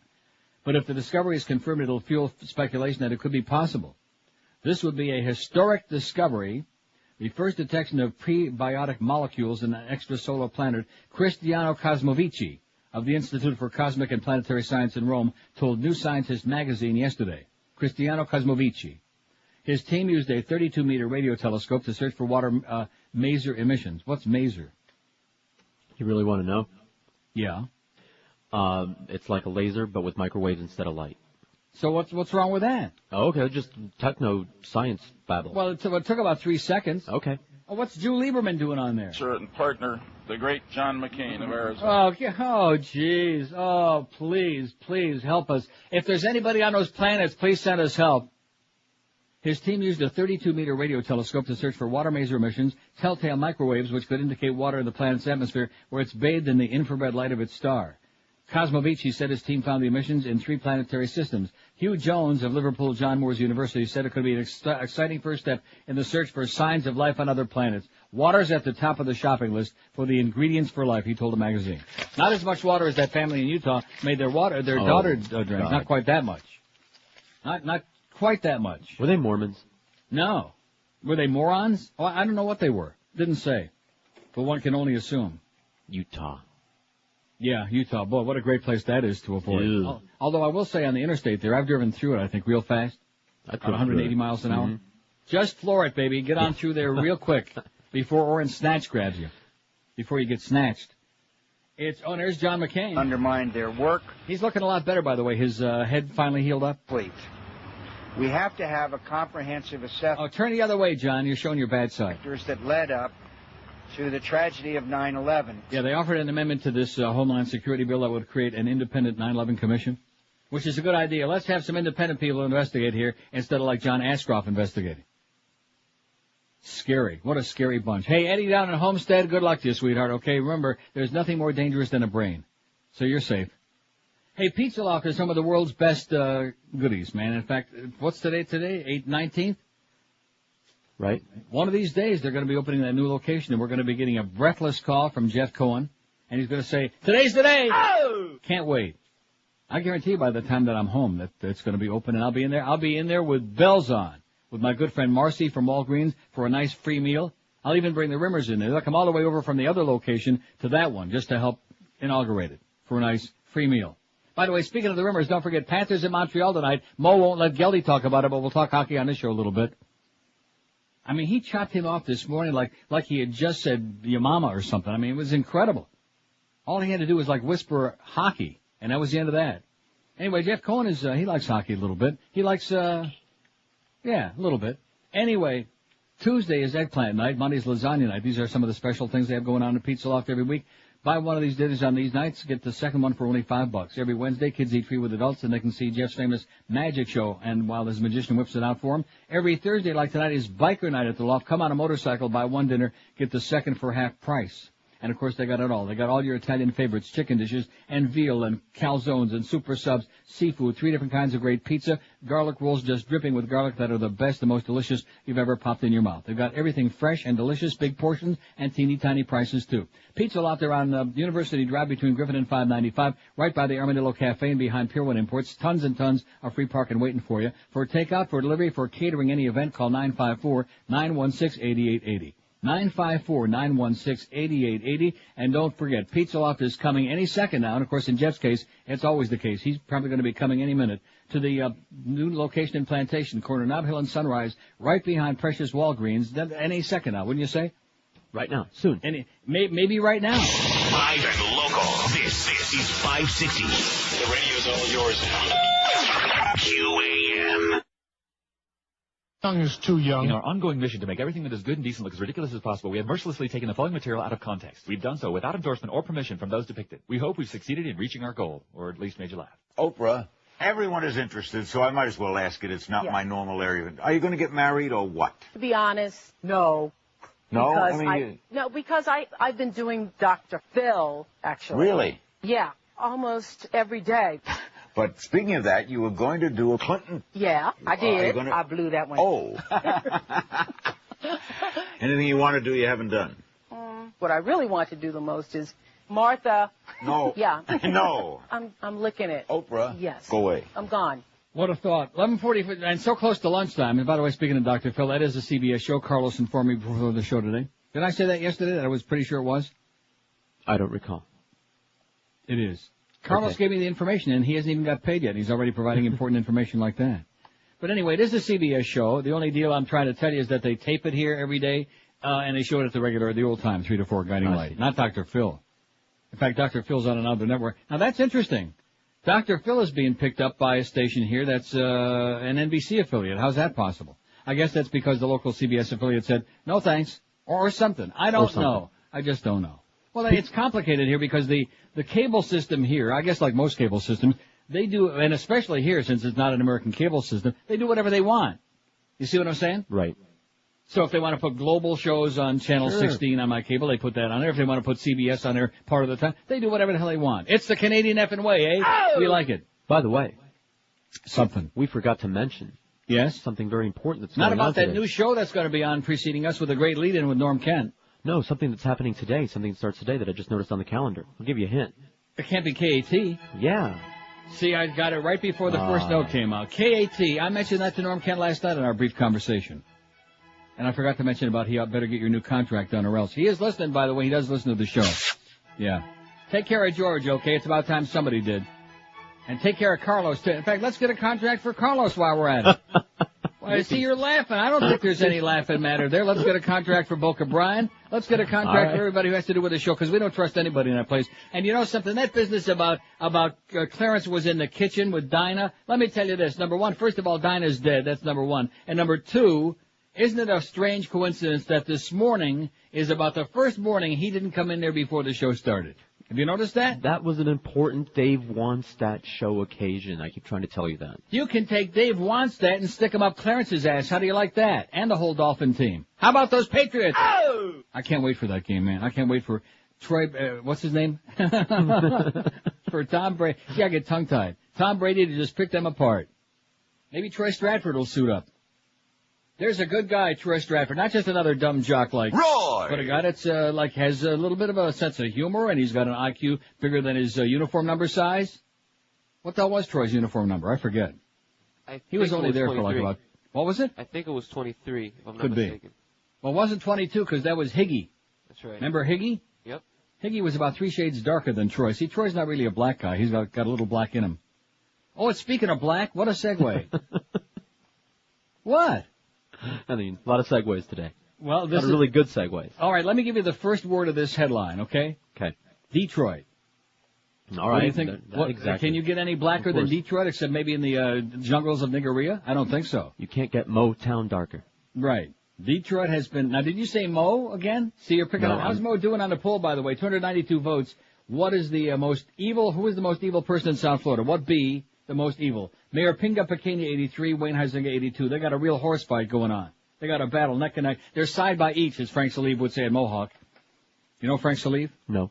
How about my good friend Ian Fromowitz that owns all those good racehorses? Oh, no. Driven by Randy Waples and trained by Bill Robinson. Nice going there, Ian. Joe Carroyo, 43. Mo Howard David, 42. Giving Joe Carroyo a run for his money. Greg Reed, only 16. It's a long drop-off from Mo to Greg, I'll tell you that. Greg has only got 16. Nick Navarro, 13. And Pete Bolger's only got 8, because all the other people that he screwed over, they're on, they're all sleeping together in a dumpster somewhere. The people whose lives and careers he destroyed. The backstabbing Pete Bolger. Scumbag. Know nothing. Before I get to Detroit, I got a great piece of news for you. Ken? From Norman Kent. I could use one. No, seriously. Guess who's lost his ass because he got all these incentives from Cheap Channel in the form of stock options, and the stock, of course, is now in the toilet. David Ross. Isn't that great news? All right. No. Hey, David, blow it out your ass, sweetheart, okay? Take your stock options and shove them. How's the market doing, by the way? Oh, there's a couple of Chinese people. Old man in the world here at the top of the government. And 120 down, 117 on the Dow, and about 15 down on the NASDAQ. NASDAQ's getting close to like 1,200 level, and the Dow, like I told you, is under 9,000. I mean, when I say under 9,000, under 81, it's going to be under 8,000 before the day is out. Bad news, boys and girls. Bad news. You bought a bunch of worthless crap just like I did. Oh, are these companies going to go out of business? I hope you go out of business, Mitch Hirsch, okay? I should only pray. I'd get religion for that if I thought it would help. I would pray to Tabitha and, Hecuba, whatever her name is on Passions. You know Hecuba? No. And Connie, evil Connie with a sewn-up face.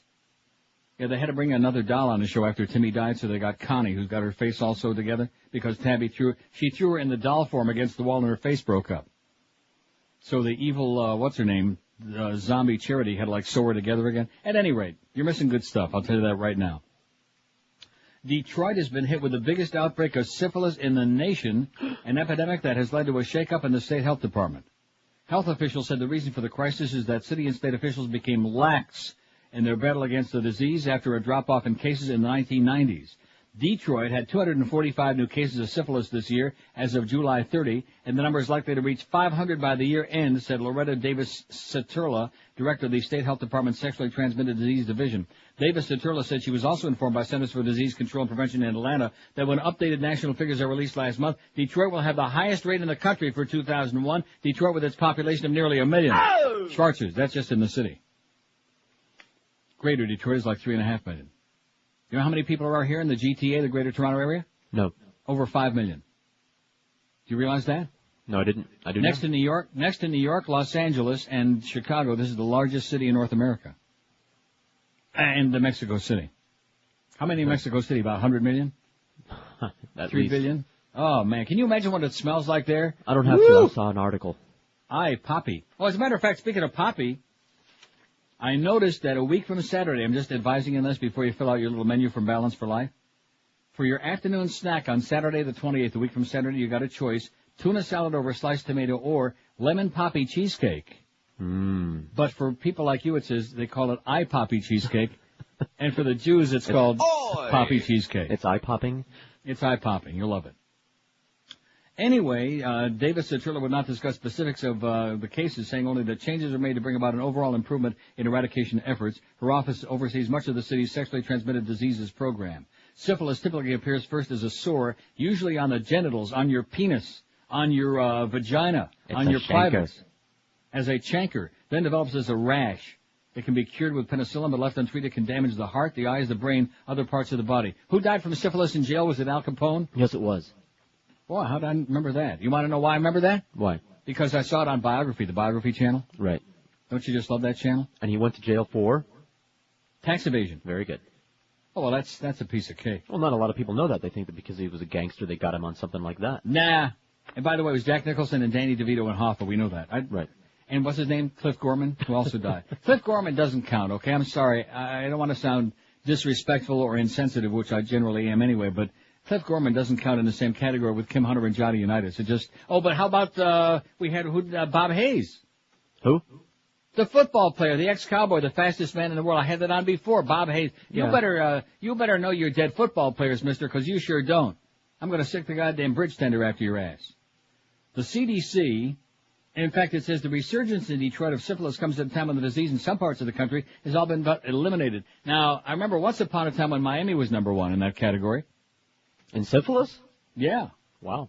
A few years ago. We're number one, damn it! Right, because generally anything bad in Miami we can always say. We're number one, damn it! Like in screwed up elections. We're number one, damn it! Illegal alien. We're number one, damn it! Crooked politician. We're number one, damn it! Old Jews. We're number one, damn it! Incompetent radio broadcast types. We're number one, damn it! Etc. But syphilis is the number one in Detroit. Where for quite a while there, they were number one in murders, too, in the country for many, many years. You want to know why? Why? Too many Schwarzers there. Hollings files bill to allow some airports to miss baggage screening deadline. The chairman of the Senate Commerce Committee wants to extend the deadline for some airports to screen all baggage for explosives and propose more ways to tighten aviation security. Senator Ernest Hollings, Democrat of South Carolina, filed a bill late Tuesday to allow up to 40 airports to take 6 months longer than the December 31st cutoff date to meet the requirement. The committee is planning to discuss the proposal. In fact, they're probably doing it at this moment today. This is not a blanket extension of the deadline, Hollings spokesman Andy Davis said yesterday. What they needed to do was meet some of the realities of the TSA is facing, the Transportation Security Administration, which is doing one hell of a bad job. Hollings' bill would set stiff penalties for people who ignore security checkpoints, provide more security training for aviation industry workers, and develop an inspection program for freight shipped on passenger and cargo planes. The Transportation Agency, created in response to 9/11 attacks, is responsible for airport security, including buying, installing, and operating minivan-sized bomb detection machines used to check luggage. Agency Chief James Lloyd told Hollings Committee last week that engineering problems will cause as many as 35 of the nation's 429 commercial airports, including some major hubs, to miss the deadline. And, of course, we don't have a list of those in this story because the story is from Associated Press. They don't have time for that crap, okay? Wouldn't it have been nice to find out those 35 where they were? Yeah, who cares? That are going to meet the et cetera, and so on. Oh, and look at that. 22 Cuban artists nominated for Latin Grammys were not granted U.S. entry visas and couldn't attend last night's ceremony. Can you believe that? I believe it. Oh, no. Denied by them or us? By us. Oh. By the us-a. By the USA. 307 votes on a poll, and they do say that here, by the way. That's not a joke. They do say that. Which is kind of scary. I know. I didn't believe it until I actually went there. To where? You went to Canada? Yeah, remember? I lived on the other side. Oh, you were over like an hour drive. BC, baby. Oh, you went to BC. That's because you were busy smoking pot. Always smoking pot. That's where this man goes. Anywhere he can. In fact, George will probably be at Santa Cruz next Wednesday. It was only a one-day special, okay? They're not giving it away. 11:56 at 560 QM. If you love your home, but you just don't have enough space to do all the things you need to be doing, what do? Well, you call our good friends at Strictly Editions, like hundreds of smart people are doing. Whether you're having a baby and need another room, maybe you're converting a carport or patio into living space. Maybe you went into business for yourself, want to make a home office. Maybe you need another bedroom to take in some out-of-work radio people, thanks to Pete Bolger. Anyway, whatever the reason being, call Strictly Editions. They're your one-stop shop, your more space for your place with an absolutely worry-free approach to expanding your living space. No shows by the other contractors that you've experienced in the past ain't going to happen. Incomplete work? No way. No unexpected bills? No worries about the job not getting done right. They take care of every last detail. Sit back, relax. They draw up your blueprints. They get the building permits, handle all your inspections. Strictly Editions has got that easy 5-step approach to total customer satisfaction we keep telling you about, and I have no idea why. Number one, they call to schedule a free project evaluation appointment at your home, where a project estimator will determine the scope of your addition. Number two, schedule a bid appointment in their convenience showroom, where you'll get a detailed proposal and an exact price for the work. Exact price. 3, select your finishing touches, go to contract. 4, review the design architectural drawings, and then after that, just sit back and relax as your dream addition moves ahead on schedule with unbeatable quality. It's as simple as that. You can't get much simpler than P.D. Lenny. Give Strictly Editions a call. Check out their ad in the Yellow Pages, if you like. And they serve all of Broward and South Palm Beach County, by the way. Call 954-791-8100. That's 954-791-8100. They are licensed and insured. They're professionals who do super work for you. Tell them old Neil told you to call Strictly Editions, 954-791-8100. We're Sports Radio 560 QAM. now I do believe it be the 1 to 12 hour. You are to be happy and to be feeling carefree because President Saddam Hussein has defeated the infidel Clinton and the satanic America while causing great embarrassment to the covetous and inflicting great pain on our enemies during the recent UN inspection standoff. This is why, my fellow Iraqi citizens, Baghdad McDonald's is to be celebrating most strenuously this weekend. Yes, automatic weapons are to be fired into the air without regard for human safety as you enter the Baghdad McDonald's. Bring what remains of your family to be meeting Ronald Mohammed at the door. Do not be forgetting, at noon today, I am to be chopping off the hands of the hamburglar. You are to be sending the fruit of your loins to play in the kiddie bunker as you choose from a most tempting menu that includes Big Macs with secret scud sauce, Fish McBoom sandwiches, Quarter Pounder with fuse, not to be forgetting our famous flies.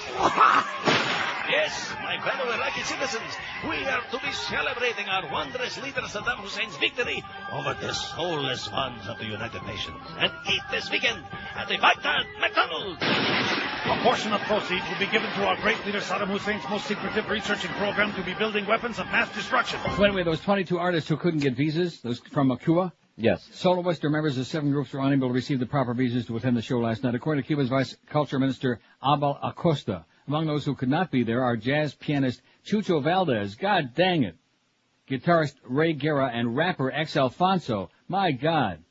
The State Department of Washington declined to comment. Telephone calls to representatives of the Latin Recording Academy in Los Angeles, which puts on the award ceremony, were not returned. They got nothing to say. They're mum. Isn't that sad? Well, and of course, you can imagine if the awards would have been held in Miami, there would have been, like, nobody would have been there. Comunista, comunista. They probably would have kept Mark Anthony out, and I would have said, all right, good choice. The joke was on Wacko Jacko. This is in the Inquirer at the MTV Awards, speaking of award shows. Plastic surgery king Michael Jackson came completely unglued at the MTV Music Video Awards, suffering a severe panic attack before his horrified handlers forced him to go on stage. Oh, by the way, I forgot before noon. I should have said goodbye to those people who turned over to Russia at noon. See ya. Michael was completely unhinged, revealed on MTV Insider at the star-studded event in Manhattan's Radio City Music Hall. I knew he was weird, but this was scary. We were on our way to the stage where he was to join Britney Spears as a presenter when he just snapped. Michael started waving his hands in the air above his head and started repeating over and over again, "There's too many people! There's too many people!" He suddenly stopped short and he got this frightened look in his eyes. I thought for sure Michael was going to turn around and run. But a show staffer insisted the gloved one fulfill his commitment. Michael nodded and walked on stage like nothing had happened. But things went downhill from there. Bouncy Britney gave him a birthday cake because it was his 44th birthday, and she remarked that she felt Michael was the artist of the millennium. Remember we got sucked in by that? Well, not me. I was talking all about how he didn't win the award. When was that? When I was doing the summer show talking about it. Oh. The Labor Day show, as a matter of fact. Oh. Wacko Jacko thought she was giving him an official award with that title. I made a speech accepting it. See, that's why I was confusing a lot of people. He thought it was an official award. I know. I was making fun of him. The host, Jimmy Fallon, joked that they were giving those awards to everyone. I heard him squeal in his high-pitched voice. "I won't be made fun of like this," said an insider. An MTV executive said, "Michael acts as if he's king of the hill when he's really over the hill." Very Isn't good. that a shame? Nice line. Yeah.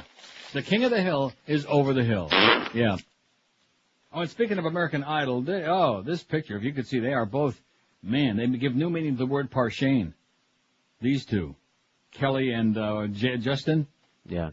I mean, I'm not saying that if you're talented you have to look good, because most people with a lot of talent don't look all that great, because God, spreads it around a little bit. Oh, God. That's right. American Idol love. Finalists Kelly and Justin are real-life sweethearts, it says. Do you believe that? I heard that before. Whatever.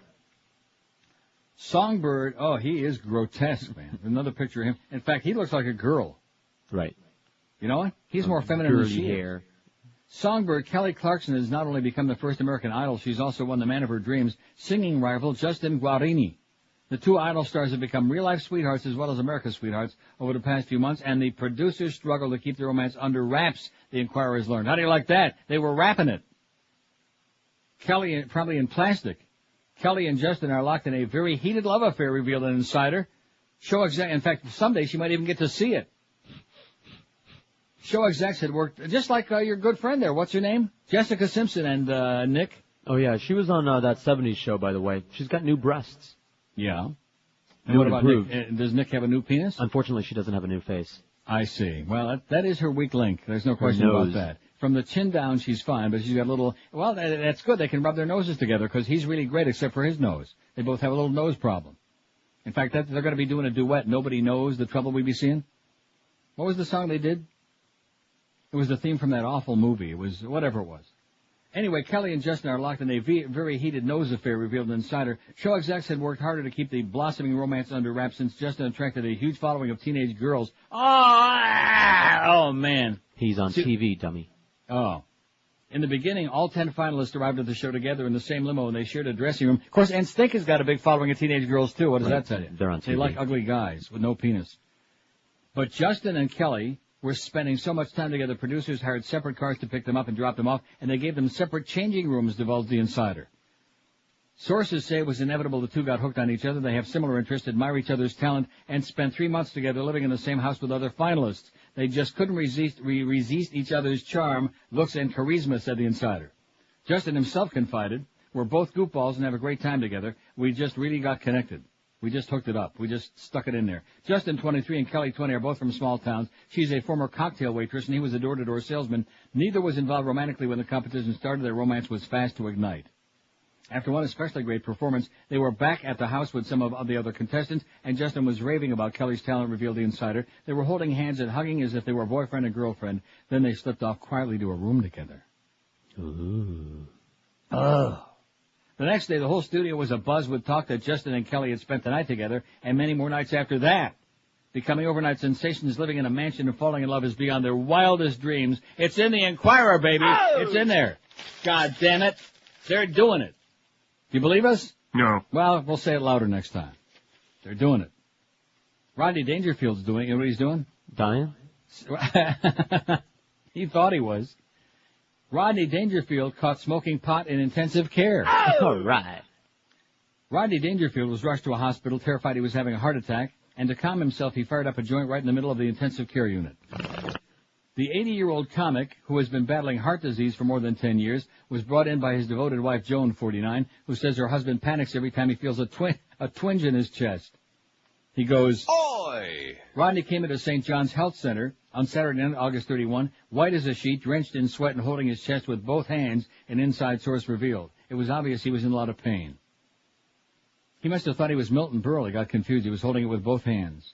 He was moved to the ICU unit and left alone to change his clothes in the bathroom, and when the door was shut, he lit up a joint, said the source. He said later it was to calm his nerves. When a nurse opened the bathroom door and a cloud of pot smoke hit her in the puss. An insider disclosed when the staff realized what was going on, they were furious, and so was Rodney's wife. They didn't even allow flowers in the ICU, so you can imagine how they feel about any kind of smoke. God, can you even begin to imagine that? Yeah, I'm imagining it right now. Deliciously different marijuana. Deliciously different marijuana. People were shocked. Someone on the floor called security when they arrived. They went to his room to talk to him, but the damage was already done. What could they do? They couldn't throw out an 80-year-old heart patient on his ear, especially somebody as famous as Rodney. When Rodney sheepishly admitted to smoking pot, he was given a good scolding. Some people in the hospital thought it was funny, this old guy sitting in ICU getting high, but the nurses were fit to be tied. Rodney sincerely apologized to the staff and told him it would never happen again. But smoking the joint did calm down the panic-stricken star. He was suddenly much more relaxed and not afraid at all. When the nurses got his IV hooked up, he was laughing and telling jokes like nothing had been wrong. This time, doctors told him his pains were not life-threatening. He was released Sunday morning. He was told to take it easy, but leave the drugs alone. Leave the drugs alone, Rodney. Come on. No more wicked weed. Deliciously different marijuana. Oh. Deliciously different marijuana. All you kids out there, there's a good message for you. If you don't quit smoking that wicked weed, you'll wind up like Rodney Dangerfield, 80. And rich. And rich. And famous. 322 votes on our poll today. We're asking who's the most evil person in South Florida, because there's a lot of evil in the world. In case you haven't listened to our president lately, there are a lot of evil doers and a lot of evil to be eliminated in the world today. First we go to Iraq, then we go to North Korea, then we go to Iran, and then we take care of Sudan, and of course Syria, Mexico, Canada, China, Britain, Holland, Belgium, Argentina, and Switzerland. 322 votes. Who's the most Evil person in South Florida. Mayor Pinga Pequeña, 89. H. Wayne Huizenga, 88. There's a little dog and pony show going on between those two back and forth. Joe Carroyo, 55. Mo Howard David, 45. A very strong fourth place show. And nice going, Mo. Nice go, Mo. Greg Reed, 20. In fact, John Rocker was in the building last week, I heard, being, the long-time controversial jock that he is. And he was Geldy introduced him to our morning guy, and Rocker walked up and said, "You, Mo?" Greg Reed, 20. Nick Navarro, 16. And Petey Bulger's only got 9. Come on, Petey, you can do better than that. 12 minutes past noon at 5. Maybe we can get the Sheik to say that, you know what? Come on, Petey, you can do better than that. Well, if we could just bring back the Sheik, wouldn't he be good in the morning? As what? As a morning laugher. Come on, Neil, you can do better than that. In fact, if you stop and think about it, isn't he the only guy we've ever heard who's got a more shrill voice than Geldy? Yeah, he makes Geldy sound like Walter Cronkite. Mattress shopping is a real pain in the ass, in the keister, in the rump, because it requires, if you do it the wrong way, a lot of schlepping around and, comparing prices here and there. And then, of course, you go into a department store and it's still got the plastic on the mattress. They let you lay down on it for like about 10 seconds, and they're standing over you like, okay, that's it. That's the test you get. Forget about that. Get your mattress the smart, easy way by calling my good buddies at Dial a Mattress toll-free at 1-800-MATTRESS and get the ultimate freedom of choice with the top brand names in the world. Not some off-brand you never heard of, but the top makers anywhere. Serta, Sealy, Simmons, King Coil, the best manufacturers of mattresses ever been invented. And no store can match their everyday low prices, and because they got the deepest selection of brand name mattresses, they don't bait and switch you into one you didn't want in the first place. The one you're looking for is in stock and ready for nearly immediate delivery any day of the week, 7 days when it's convenient for you in any 2-hour window. Between noon and 2 and 1 and 3 and 2 and 4, 3:15 and 5:15, etc.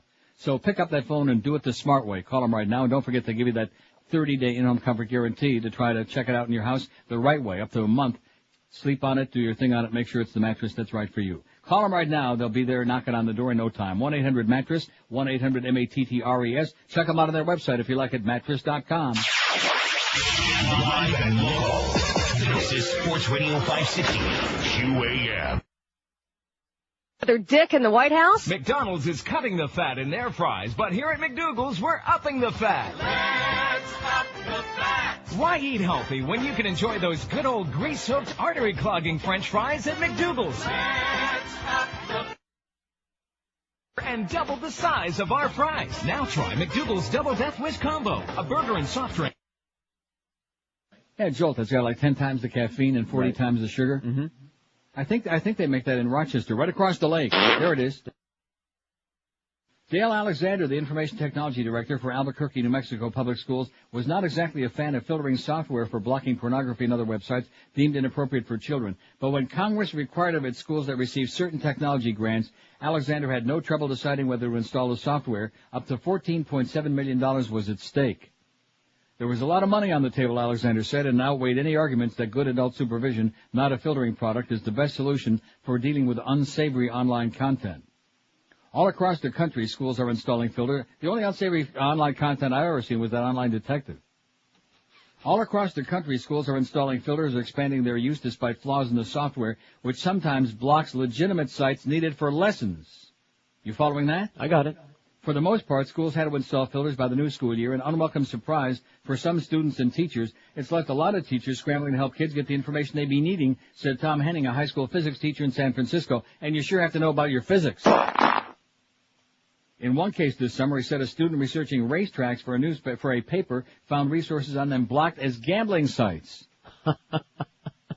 In Albuquerque, the swim team couldn't get sites on swimsuits. Oh, wow. The pain. Just like I said, that Sears catalog's going to be next. Couldn't find research material on racetracks, on Hazel Park, and Brad Kramer and Vince Copeland and Troy Boring and Kevin Wallace. Shame on you people. And Eric Goodell. The Federal Children's Internet and Red Ross. The Children's Federal Internet Protection Act also requires filtering in libraries, and Francis O'Hare. But that the provision is on hold after a federal court in Philadelphia struck it down as violating First Amendment guarantees. An appeal is pending. But the requirement for schools and their libraries was never challenged, partly because schools typically have greater leeway in restricting student conduct. Affected programs include technology grants from the Education Department and the popular E-rate subsidies that are funded through telephone surcharges. And while the law covers only sexually oriented materials, many districts are using the same filters to voluntarily block e-commerce, games, violence, and other material. For Kim Kastura, change your name, Kim, a senior at Ossining High School in Ossining, New York. Isn't that what the Sing Sing is? A what? In Ossining, New York is where Sing Sing prison is. Oh, I had no idea.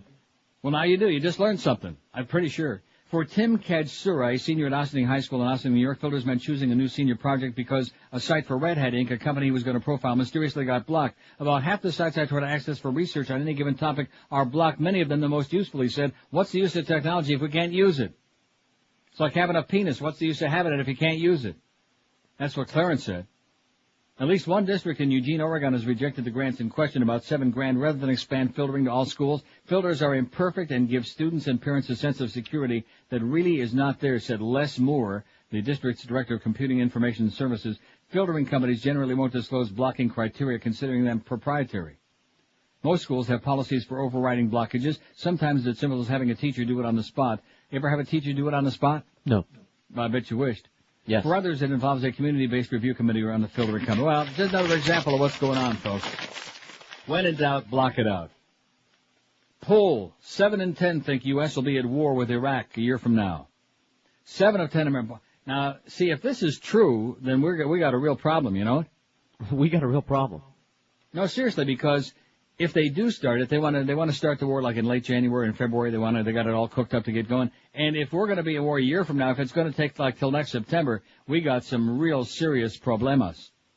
7 of 10 Americans say they'll think the U.S. will be at war with Iraq a year from now, according to a poll released Tuesday.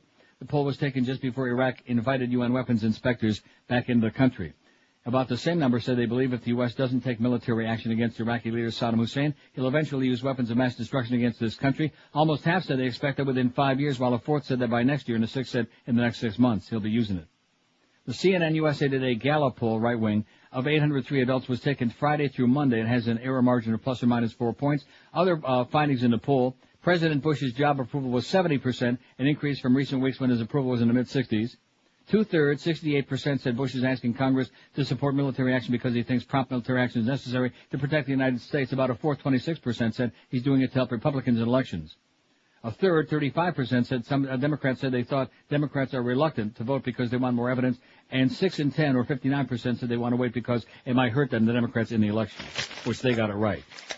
Weak-kneed, jellyfish, spineless Democrats, just all cowering. And like I said, he did the right thing. He waited till right before the election, put him into a box. He boxed him right into the corner. You know who else is boxed into a corner? I give up. Jerry Lewis. Oh. If you could see this picture, No, I'm sure. Oh, boy. I mean, does the expression buffo toad come to mind? I mean, this is sad. This is tragic. Jerry Lewis collapses during show. Beloved funny man was talking about suicide just hours before. Laugh legend Jerry Lewis, when pulled out of a charity appearance at a London theater, sources reveal. This is in the Globe. Ironically, just hours before his shocking collapse, the 76-year-old funny man had confided to a reporter that he was so ill in the spring he considered blowing his brains out. George said he'll be glad to loan him his piece. Now, you wouldn't do that. No. He's got to buy his own. But stagehand Alan Walsh tells the Globe that Lewis was in high spirits when he suddenly caved in while waiting to take the stage for the September 8th High on Laughter benefit show at the Palladium.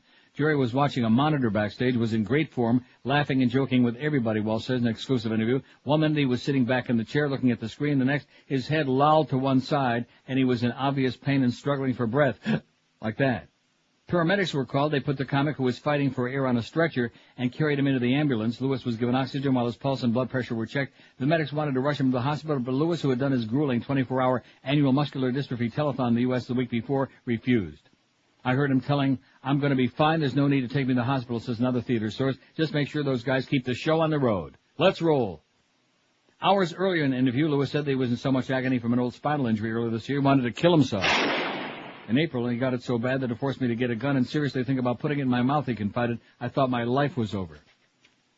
But a doctor fitted him with a special pain-blocking electrical device that worked so well, he recently was able to hold his daughter, Danielle, 10, who he adopted with his wife, Sandy, 51, for the first time in nearly 2 years. Lewis, a diabetic, has also battled spinal meningitis and prostate cancer and is currently taking the steroid prednisone to combat the lung disease, pulmonary fibrosis. Boy, he sure got a bunch of things, you know it? Bunch of stuff. That drug, prednisone, has caused him to gain 52 pounds and drastically puffed up his face, which is why he looks like a bufo toad from the chin up. Still, despite his problems, Lewis insisted he be taken home and not to the hospital after his backstage collapse. All Jerry wanted, says the source, was a rest in his own bed. And hopefully had a good dial-a-mattress. Oh! Isn't that what Fat Boy would say? If he were here. What do you mean by that? Well, he's not in the room. Well, he's not in the room, but he's around somewhere, Pally. He's sitting down there faxing me some more crap, some more useless garbage about gay country music stations, crap that nobody cares about. Get to work, Fat Boy. Go sell something before your time is up. And believe me, it ain't long now. 349 votes. Who is the most evil person in South Florida? Mayor Pinga Pequeña, 100. H. Wayne Zenga, 96. Joe Carroyo, 57. Mo Howard David, 47. Greg Reed, 21. Nick Navarro, 18. And Petey Bolger breaks through into double digits with 10. Oh! Let's hear it for evil Petey now, huh? The evil one. 12:26 at 560 WQM. The Mad Dog. Jim Mattis will be on at 1. Hank at 3 with Beano Cook. In the 5 to 6 hour.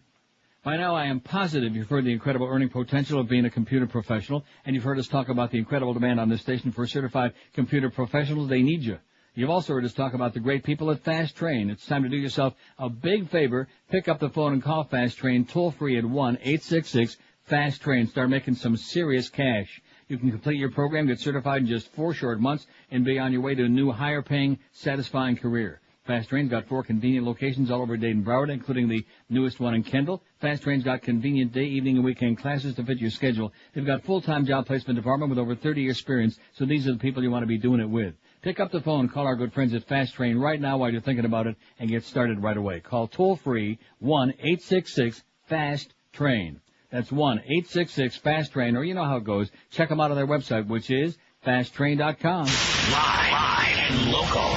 We're Sports Radio 560 QAM. At the honey, Junior. Are you sick and tired of being overweight? Yes. Want to lose that big butt? Yes. Thunder thighs? Yes. Turkey neck? Yes. Arm flaps? Yes. Love handles? Yes. Double chin? Yes. And beer gut forever? Oh, yes. Well, now you can. With no dieting, no pill popping, and absolutely no exercising. Through simple hypnosis, the pounds will merely melt away. This revolutionary program, designed by founder Big Al Lumpkin, will train your brain to believe you're thin. Here's how it works. I put you under, I whisper my magic directly into your medulla oblongata. Now, you're still the same fatso you always was, you just don't think you is. Let me demo it for you. This here is Barbara. She is big, but after just one session with me, she thinks she's like Twiggy or something. Here, watch this. Hey, Barbara, what are you wearing to the beach today? My thong bikini. Ooh. I mean, she's got to be like 340, but in her head, she's 112. In reality, that's how much one of her ears weighs. Still not convinced? All right, meet Steve. He weighs in at 620. Hey, Steve-O, I'm digging a new trowel. What's the waist size on them bad boys? 34, Big Al. Ooh. Try adding a 0 to that, fat boy. See, they just don't realize. Face it, the only thing that matters is that you feel good about yourself. So look, eat like a pig and then come see me.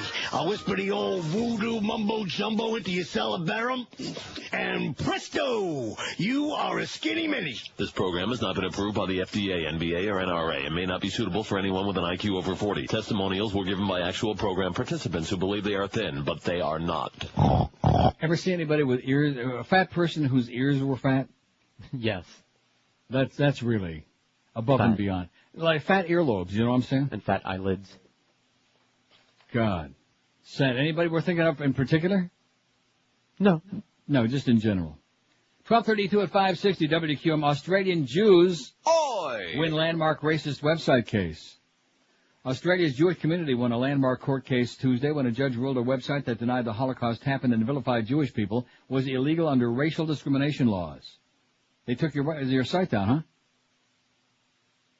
In the first Australian court decision on race hate and the Internet, Federal Court Justice Catherine Branson ordered Frederick Tobin to remove offensive material from his Adelaide Institute website within the next 7 days.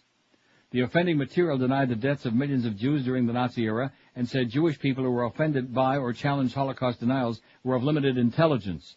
The court was satisfied that the respondent had published material on the World Wide Web which is reasonably likely in all circumstances to offend, insult, humiliate, and intimidate Jewish Australians, Branson said in the court's judgment. The court sitting in Adelaide also ordered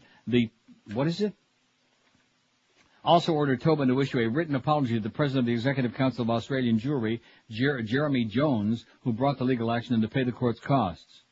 Tobin said on his website he'd appealed the ruling. A former schoolteacher, Tobin was jailed in Germany in 1999 for 7 months on charges of inciting hate through pamphlets. Oh, and speaking of pamphlets, you know one of the things that I see around here? Oh, it's so sad. See them handing out the Jesus pamphlets on the street corners, you know? Oh, yeah. They got these brainwashed kids, and they like got their Bible in one hand, and they stuff, especially the Chinese. Now, you know, why can't they leave the poor chinks alone already, huh? I mean, rubbing Buddha on the head never hurt anybody. Why do they got to go after them? And they got all their little Jesus pamphlets, and oh, the end days are coming, and blah blah blah blah blah. You know, very sad. Bush has cabinet full of wealth. If Carlos is a little bit short, if we don't get him on the payroll right away, if our good, close, personal friend Clarence is continuing to go into hiding today, we can always take a loan for Carlos from the Bushies. When Vice President Cheney and 14 other statutory members of President Bush's cabinet meet, 10 of them have one thing in common. They're millionaires. In fact, a third of the cabinet members, according to their financial disclosure statements, are in the $10 million plus range, while another third are in the $1 to $5 million range. Pikers, schleppers. The heaviest hitter is former Alcoa chief executive Paul H. O'Neill, now the Treasury Secretary. He's worth between $67 and $253 million.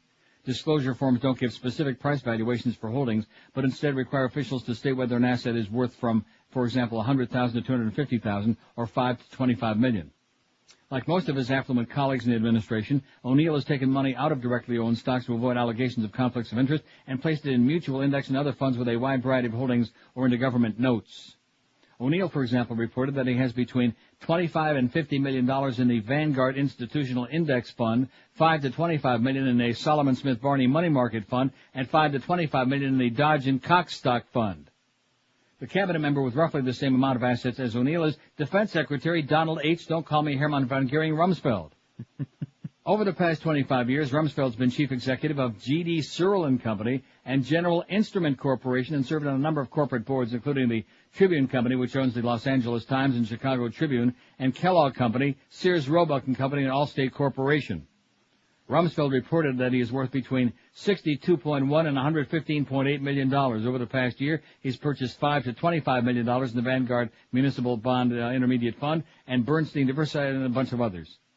Vice President Cheney was in third place. The former chief executive of Halliburton Company is worth between $22 and $104.1 million. Secretary of State Colin Powell has also put some of his money in tax-exempt funds, including $5 to $25 million in the Calvert Fund tax-free long-term fund. His other major holding is an investment of $5 to $25 million in the Brandywine Blue Fund. And it goes on, and it just makes you want to scream. Makes you want to call up Mitch Hirsch and bitch his ass out, you know what? But I guess we better not do that. Utah kidnapping mystery solved. Aren't you pleased? It's solved? That's what the Inquirer says, and if it's in the Inquirer, we might raise an eyebrow and say, hey, guess what? And it's got a picture of Richard Reese. Remember him? How's he doing? He died. How cops crack the Elizabeth Smart case is the headline. Of course, it's a lot easier to crack it after the prime suspect is dead. Utah police are privately saying that they've solved the case of teen Elizabeth Smart's kidnapping. Even though the 14-year-old's body has not been found, investigators have pieced together a scenario of how and why she was abducted from her Salt Lake City home June 5th and disappeared into thin air. The authorities are convinced that handyman and heroin addict Richard Reese, 48, is the culprit. But his sudden death August 30th from a brain hemorrhage has dashed hopes that he'd confess and confirm the investigation's conclusions. And even as Utah police privately pinned the blame on Reese, they're at odds with the FBI, some of whose agents believe Elizabeth's kidnapper may still be on the loose. Reese was always the Utah cops' number one suspect. And you notice they never called him a suspect when he was alive? Well, who cares But now? now that he's dead, they can call him whatever the hell they want. A source close to the investigation told the Inquirer he's always number one. He was well known by the Smart family as a friendly handyman, and those close to the case feel he abducted Elizabeth after a botched break-in. The cops' key piece of evidence against Reese is the hardcore addict's history of entering kids' rooms during break-ins and a belief that items he could steal for quick cash would be written off by their parents as simply lost. His MO of lifting valuable items from kids' rooms to pawn for drug money backfired that night when Elizabeth awoke to find a man in the room, said the close source. That sealed her fate. She had to be gotten rid of. Reese took his secrets to the grave, said an insider. How do you like that? So the case is closed, so they say. Utah police. Yeah. Now that he's dead. Case closed. Wait till the Ramseys croak. Oh, case closed. In fact, there's some people who can't wait for the Ramseys to croak, and I think Patsy may not disappoint. You know what? No, I'm watching that. I think you keep a close eye on that bitch. 21 till 1 at 560 WQAM. New Balance of South Florida covers all your athletic and footwear needs. If you need new athletic shoes for cross-training or cross-dressing, running, walking, weightlifting, for other weekend warrior activities, New Balance of South Florida's got your feet covered. New Balance of South Florida does it the old-fashioned way. They measure the length and the width of it when you go in the door to make sure you get a perfect fit. That's your feet. With all other brands of shoes, if they don't fit, you have to go to another model or type. Not with New Balance. New Balance has athletic shoes that give you the best possible fit from infant all the way up to size 20.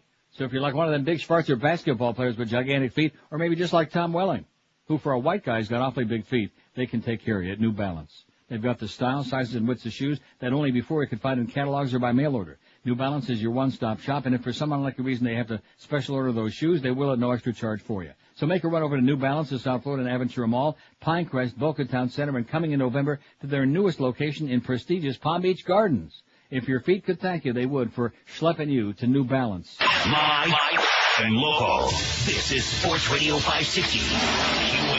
QAQAM. Fat Rich reminds me of my mother. Whoa. Hiya, Pally. Sorry, high boy, I didn't see you in there. Don't look, okay? I'm naked. Well, at least close the door, will you? I can't. Don't go looking in the door. I spread my legs when I splat. My cheeks are touching the floor. Don't want nobody to see me like that. I'm reading the paper in the handicap store. Please don't come in.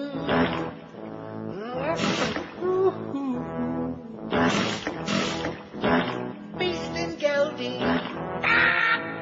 Mark and Joe, Blue Hair Tommy, hiya, Pally, Gay Carlos, Hi. Greg and Jorge, That's disgusting. Mad Dog Jim, hiya. I can't close the door, 'cause I can't think.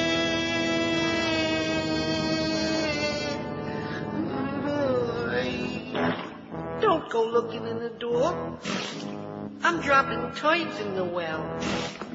Please don't turn around. Try to ignore my pungent doo-doo smell.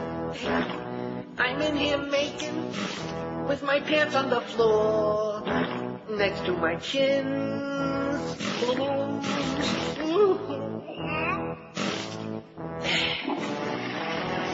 Finally done. The handball broke.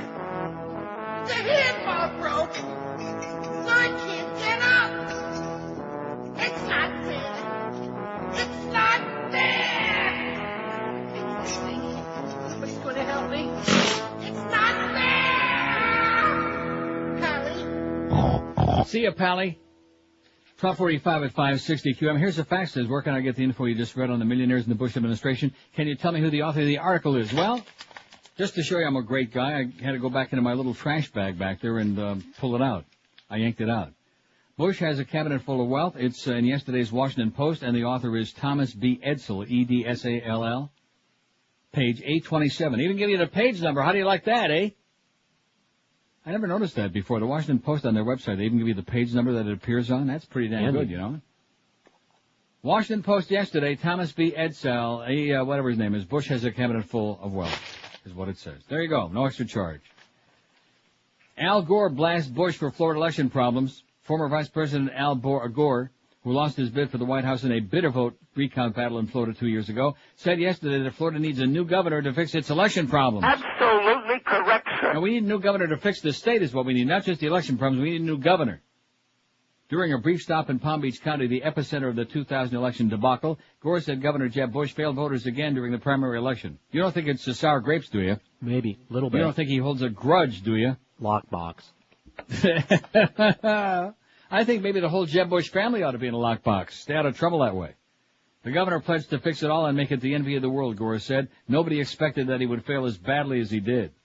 The November 2000 presidential election dragged on for 36 days until Gore lost Florida, allegedly, to George W. Bush by 537 votes. 537 votes, my ass. In trying to recover from the national embarrassment, Florida spent $32 million to reform the election system. Many countries purchased new voting machines to replace punch card and butterfly ballots. Did I say countries? Counties. Well, in the case of Dade County, many foreign countries. But during the September 10th primary, the first statewide use of new systems, hundreds of voters in the two largest counties said they were turned away because of equipment failures. Of the tabulating problems and recounts, let Janet Reno to wait a week before she conceded Tuesday to Tampa lawyer Bill McBride in the Democratic gubernatorial race. Even though the late-night comics have gotten a hold of it again, it isn't funny, Gore said. It ain't funny, it's a pile of crap is what he said. It's a bunch of doo-doo. Gore said he stopped in West Palm Beach because he wanted to help, what's her name? Carol Roberts?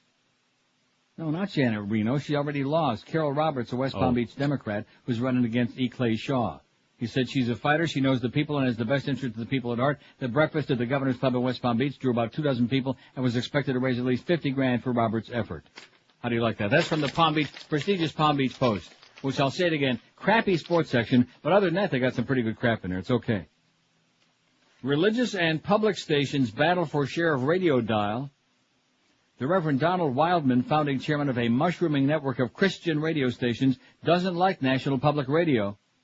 He detests the news. Oh, and speaking of crap, guess who Larry has on? Like, here, all this stuff is going on in the world. Here's Jesse Ventura on MSNBC. Here's, people that might have a little bit of credibility, or at least somebody you might want to hear.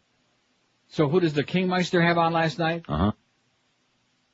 Reverend Dobson. Or Doctor, whatever the hell they call him. James Dobson from the Focus on the Family, or whatever his right-wing pseudo-religious organization is. And what do you think? I was just channel surfing, so I tuned in for like two minutes. What do you think they were talking about? I give up. Homos. Oh. Isn't that a surprise? The world's biggest problem.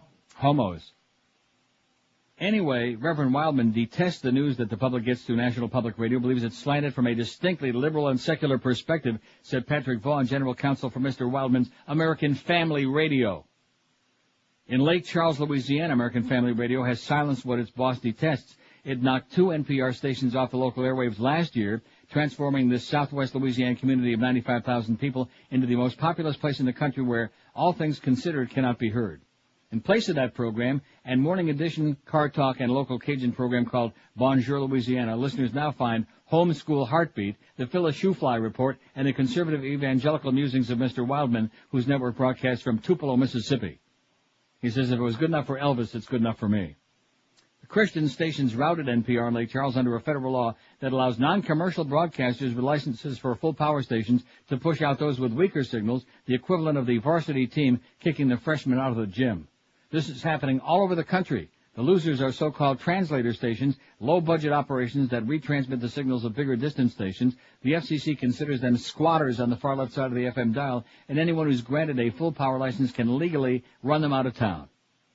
Religious broadcasters have done this to public radio stations in Oregon and Indiana as well, and many large market public radio stations like WBEZ in Chicago complain that new non-commercial stations, most of them religious, are stepping on the signal at the edge of their transmission areas. Stations are scrambling for these frequencies at a time of rapid growth in the national NPR audience and even faster growth in religious networks like the American Family Radio. It owns 194 stations, has 18 affiliates, and has applications for hundreds more pending with the FCC. The non-commercial band is getting very, very crowded, and there's just not a lot of room for new stations in desirable areas, said Robert Unmacht, a Nashville-based radio consultant. The competition is fierce, and the Reverend Wildman is especially hard-nosed. His people are very good at what they do, being unscrupulous and knocking other people off the air. How do you like that? Typical. And, of course, when I'm over there in Amsterdam and channel surfing on my satellite dish with my 1,400 channels, there's Paul and Jan Crotch, TBN this country, TBN from that country. That's what they do. They get all these old suckers to send in their money, their $20, their $50, their $100 to make their God Save Us pledges. And they take those tax-free millions and millions and God only knows how many hundreds of millions of dollars, and they buy up radio and television stations all over the world so they can spread the word and to make more cash. That's the good word. The good way, you bet. When they open up those envelopes, man, they say, oh, God, that's good. You bet. When all that cash falls out and those gigantic checks. 12:51 at 5. And see, that's okay. Desperate old people, sad people, lonely people, superstitious people. Miss Cleo, she's bad. But all these so-called TV from a Benny Hinn, whatever the hell his name is, and Jan and Paul Crotch, and all these other fakers, all these other Farbissina Goyim with their homo talk. And then don't forget, of course, Dr. Kennedy, who's really hard up. I hope that everybody, when it comes to be 1 o'clock, as you listen to the Mad Dog, get in your car, drive by the Coral Ridge Presbyterian Church, empty out your wallet, throw a few bucks on the lawn there. They're hard up for cash. Help out poor Dr. Kennedy. Hey, you want a chance to win a free bear from the Vermont Teddy Bear Company? Just sign up to be a preferred member. That's free, too. Find out more by calling 1-800-829-BEAR or visiting their website at vermontteddybear.com. If you're looking for a fun and different gift for somebody's birthday, new baby, or just want to wish somebody well, sending a Beargram gift is a nifty, a swell idea. Just call 1-800-829-BEAR, and a bear counselor will help you choose from over 100 handcrafted bears, personalized just for your loved one, and delivered in a colorful gift box with candy and a card. It's a creative alternative to flowers, and it'll be enjoyed forever because, unlike flowers, which are dead in hours, Vermont teddy bears are guaranteed for life. You can choose from bears like the new baby bear with the baby's name and birth date embroidered on the bib, or wish somebody well. And I'm not making this one up. Sometimes I mix them up. Wish somebody well with the Good Wishes Fairy Bear. They've got bears for hobbies. Send one to Carlos. Oh, not you, Carlos, the other Carlos. Or maybe our Carlos. They've got bears for hobbies and occupations, too, like the gardening bear and the cooking bear or the businessman and women bears. Overnight and Saturday delivery is guaranteed. So call today, 1-800-829-BEAR, or shop online at vermontteddybear.com. Show you care, send a bear. It's the creative alternative to flowers. Tell them that old Neil told you to call toll-free, 1-800-829-BEAR. I did it again. Can you believe that? Now, what did I do? I don't know. Want me to do it? I thought I hit that. And low. And I did. This is Sports Radio 560. QAM. Push to move.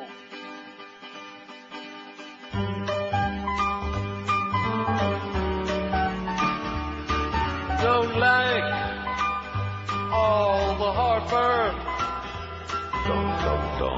Every time I see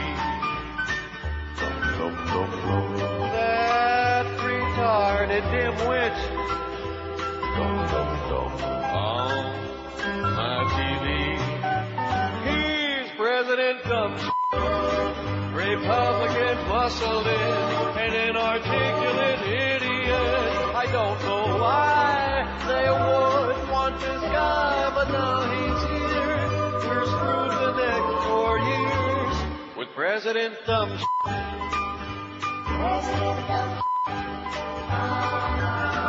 Oh, what I can do, count votes once more and get who we all voted for.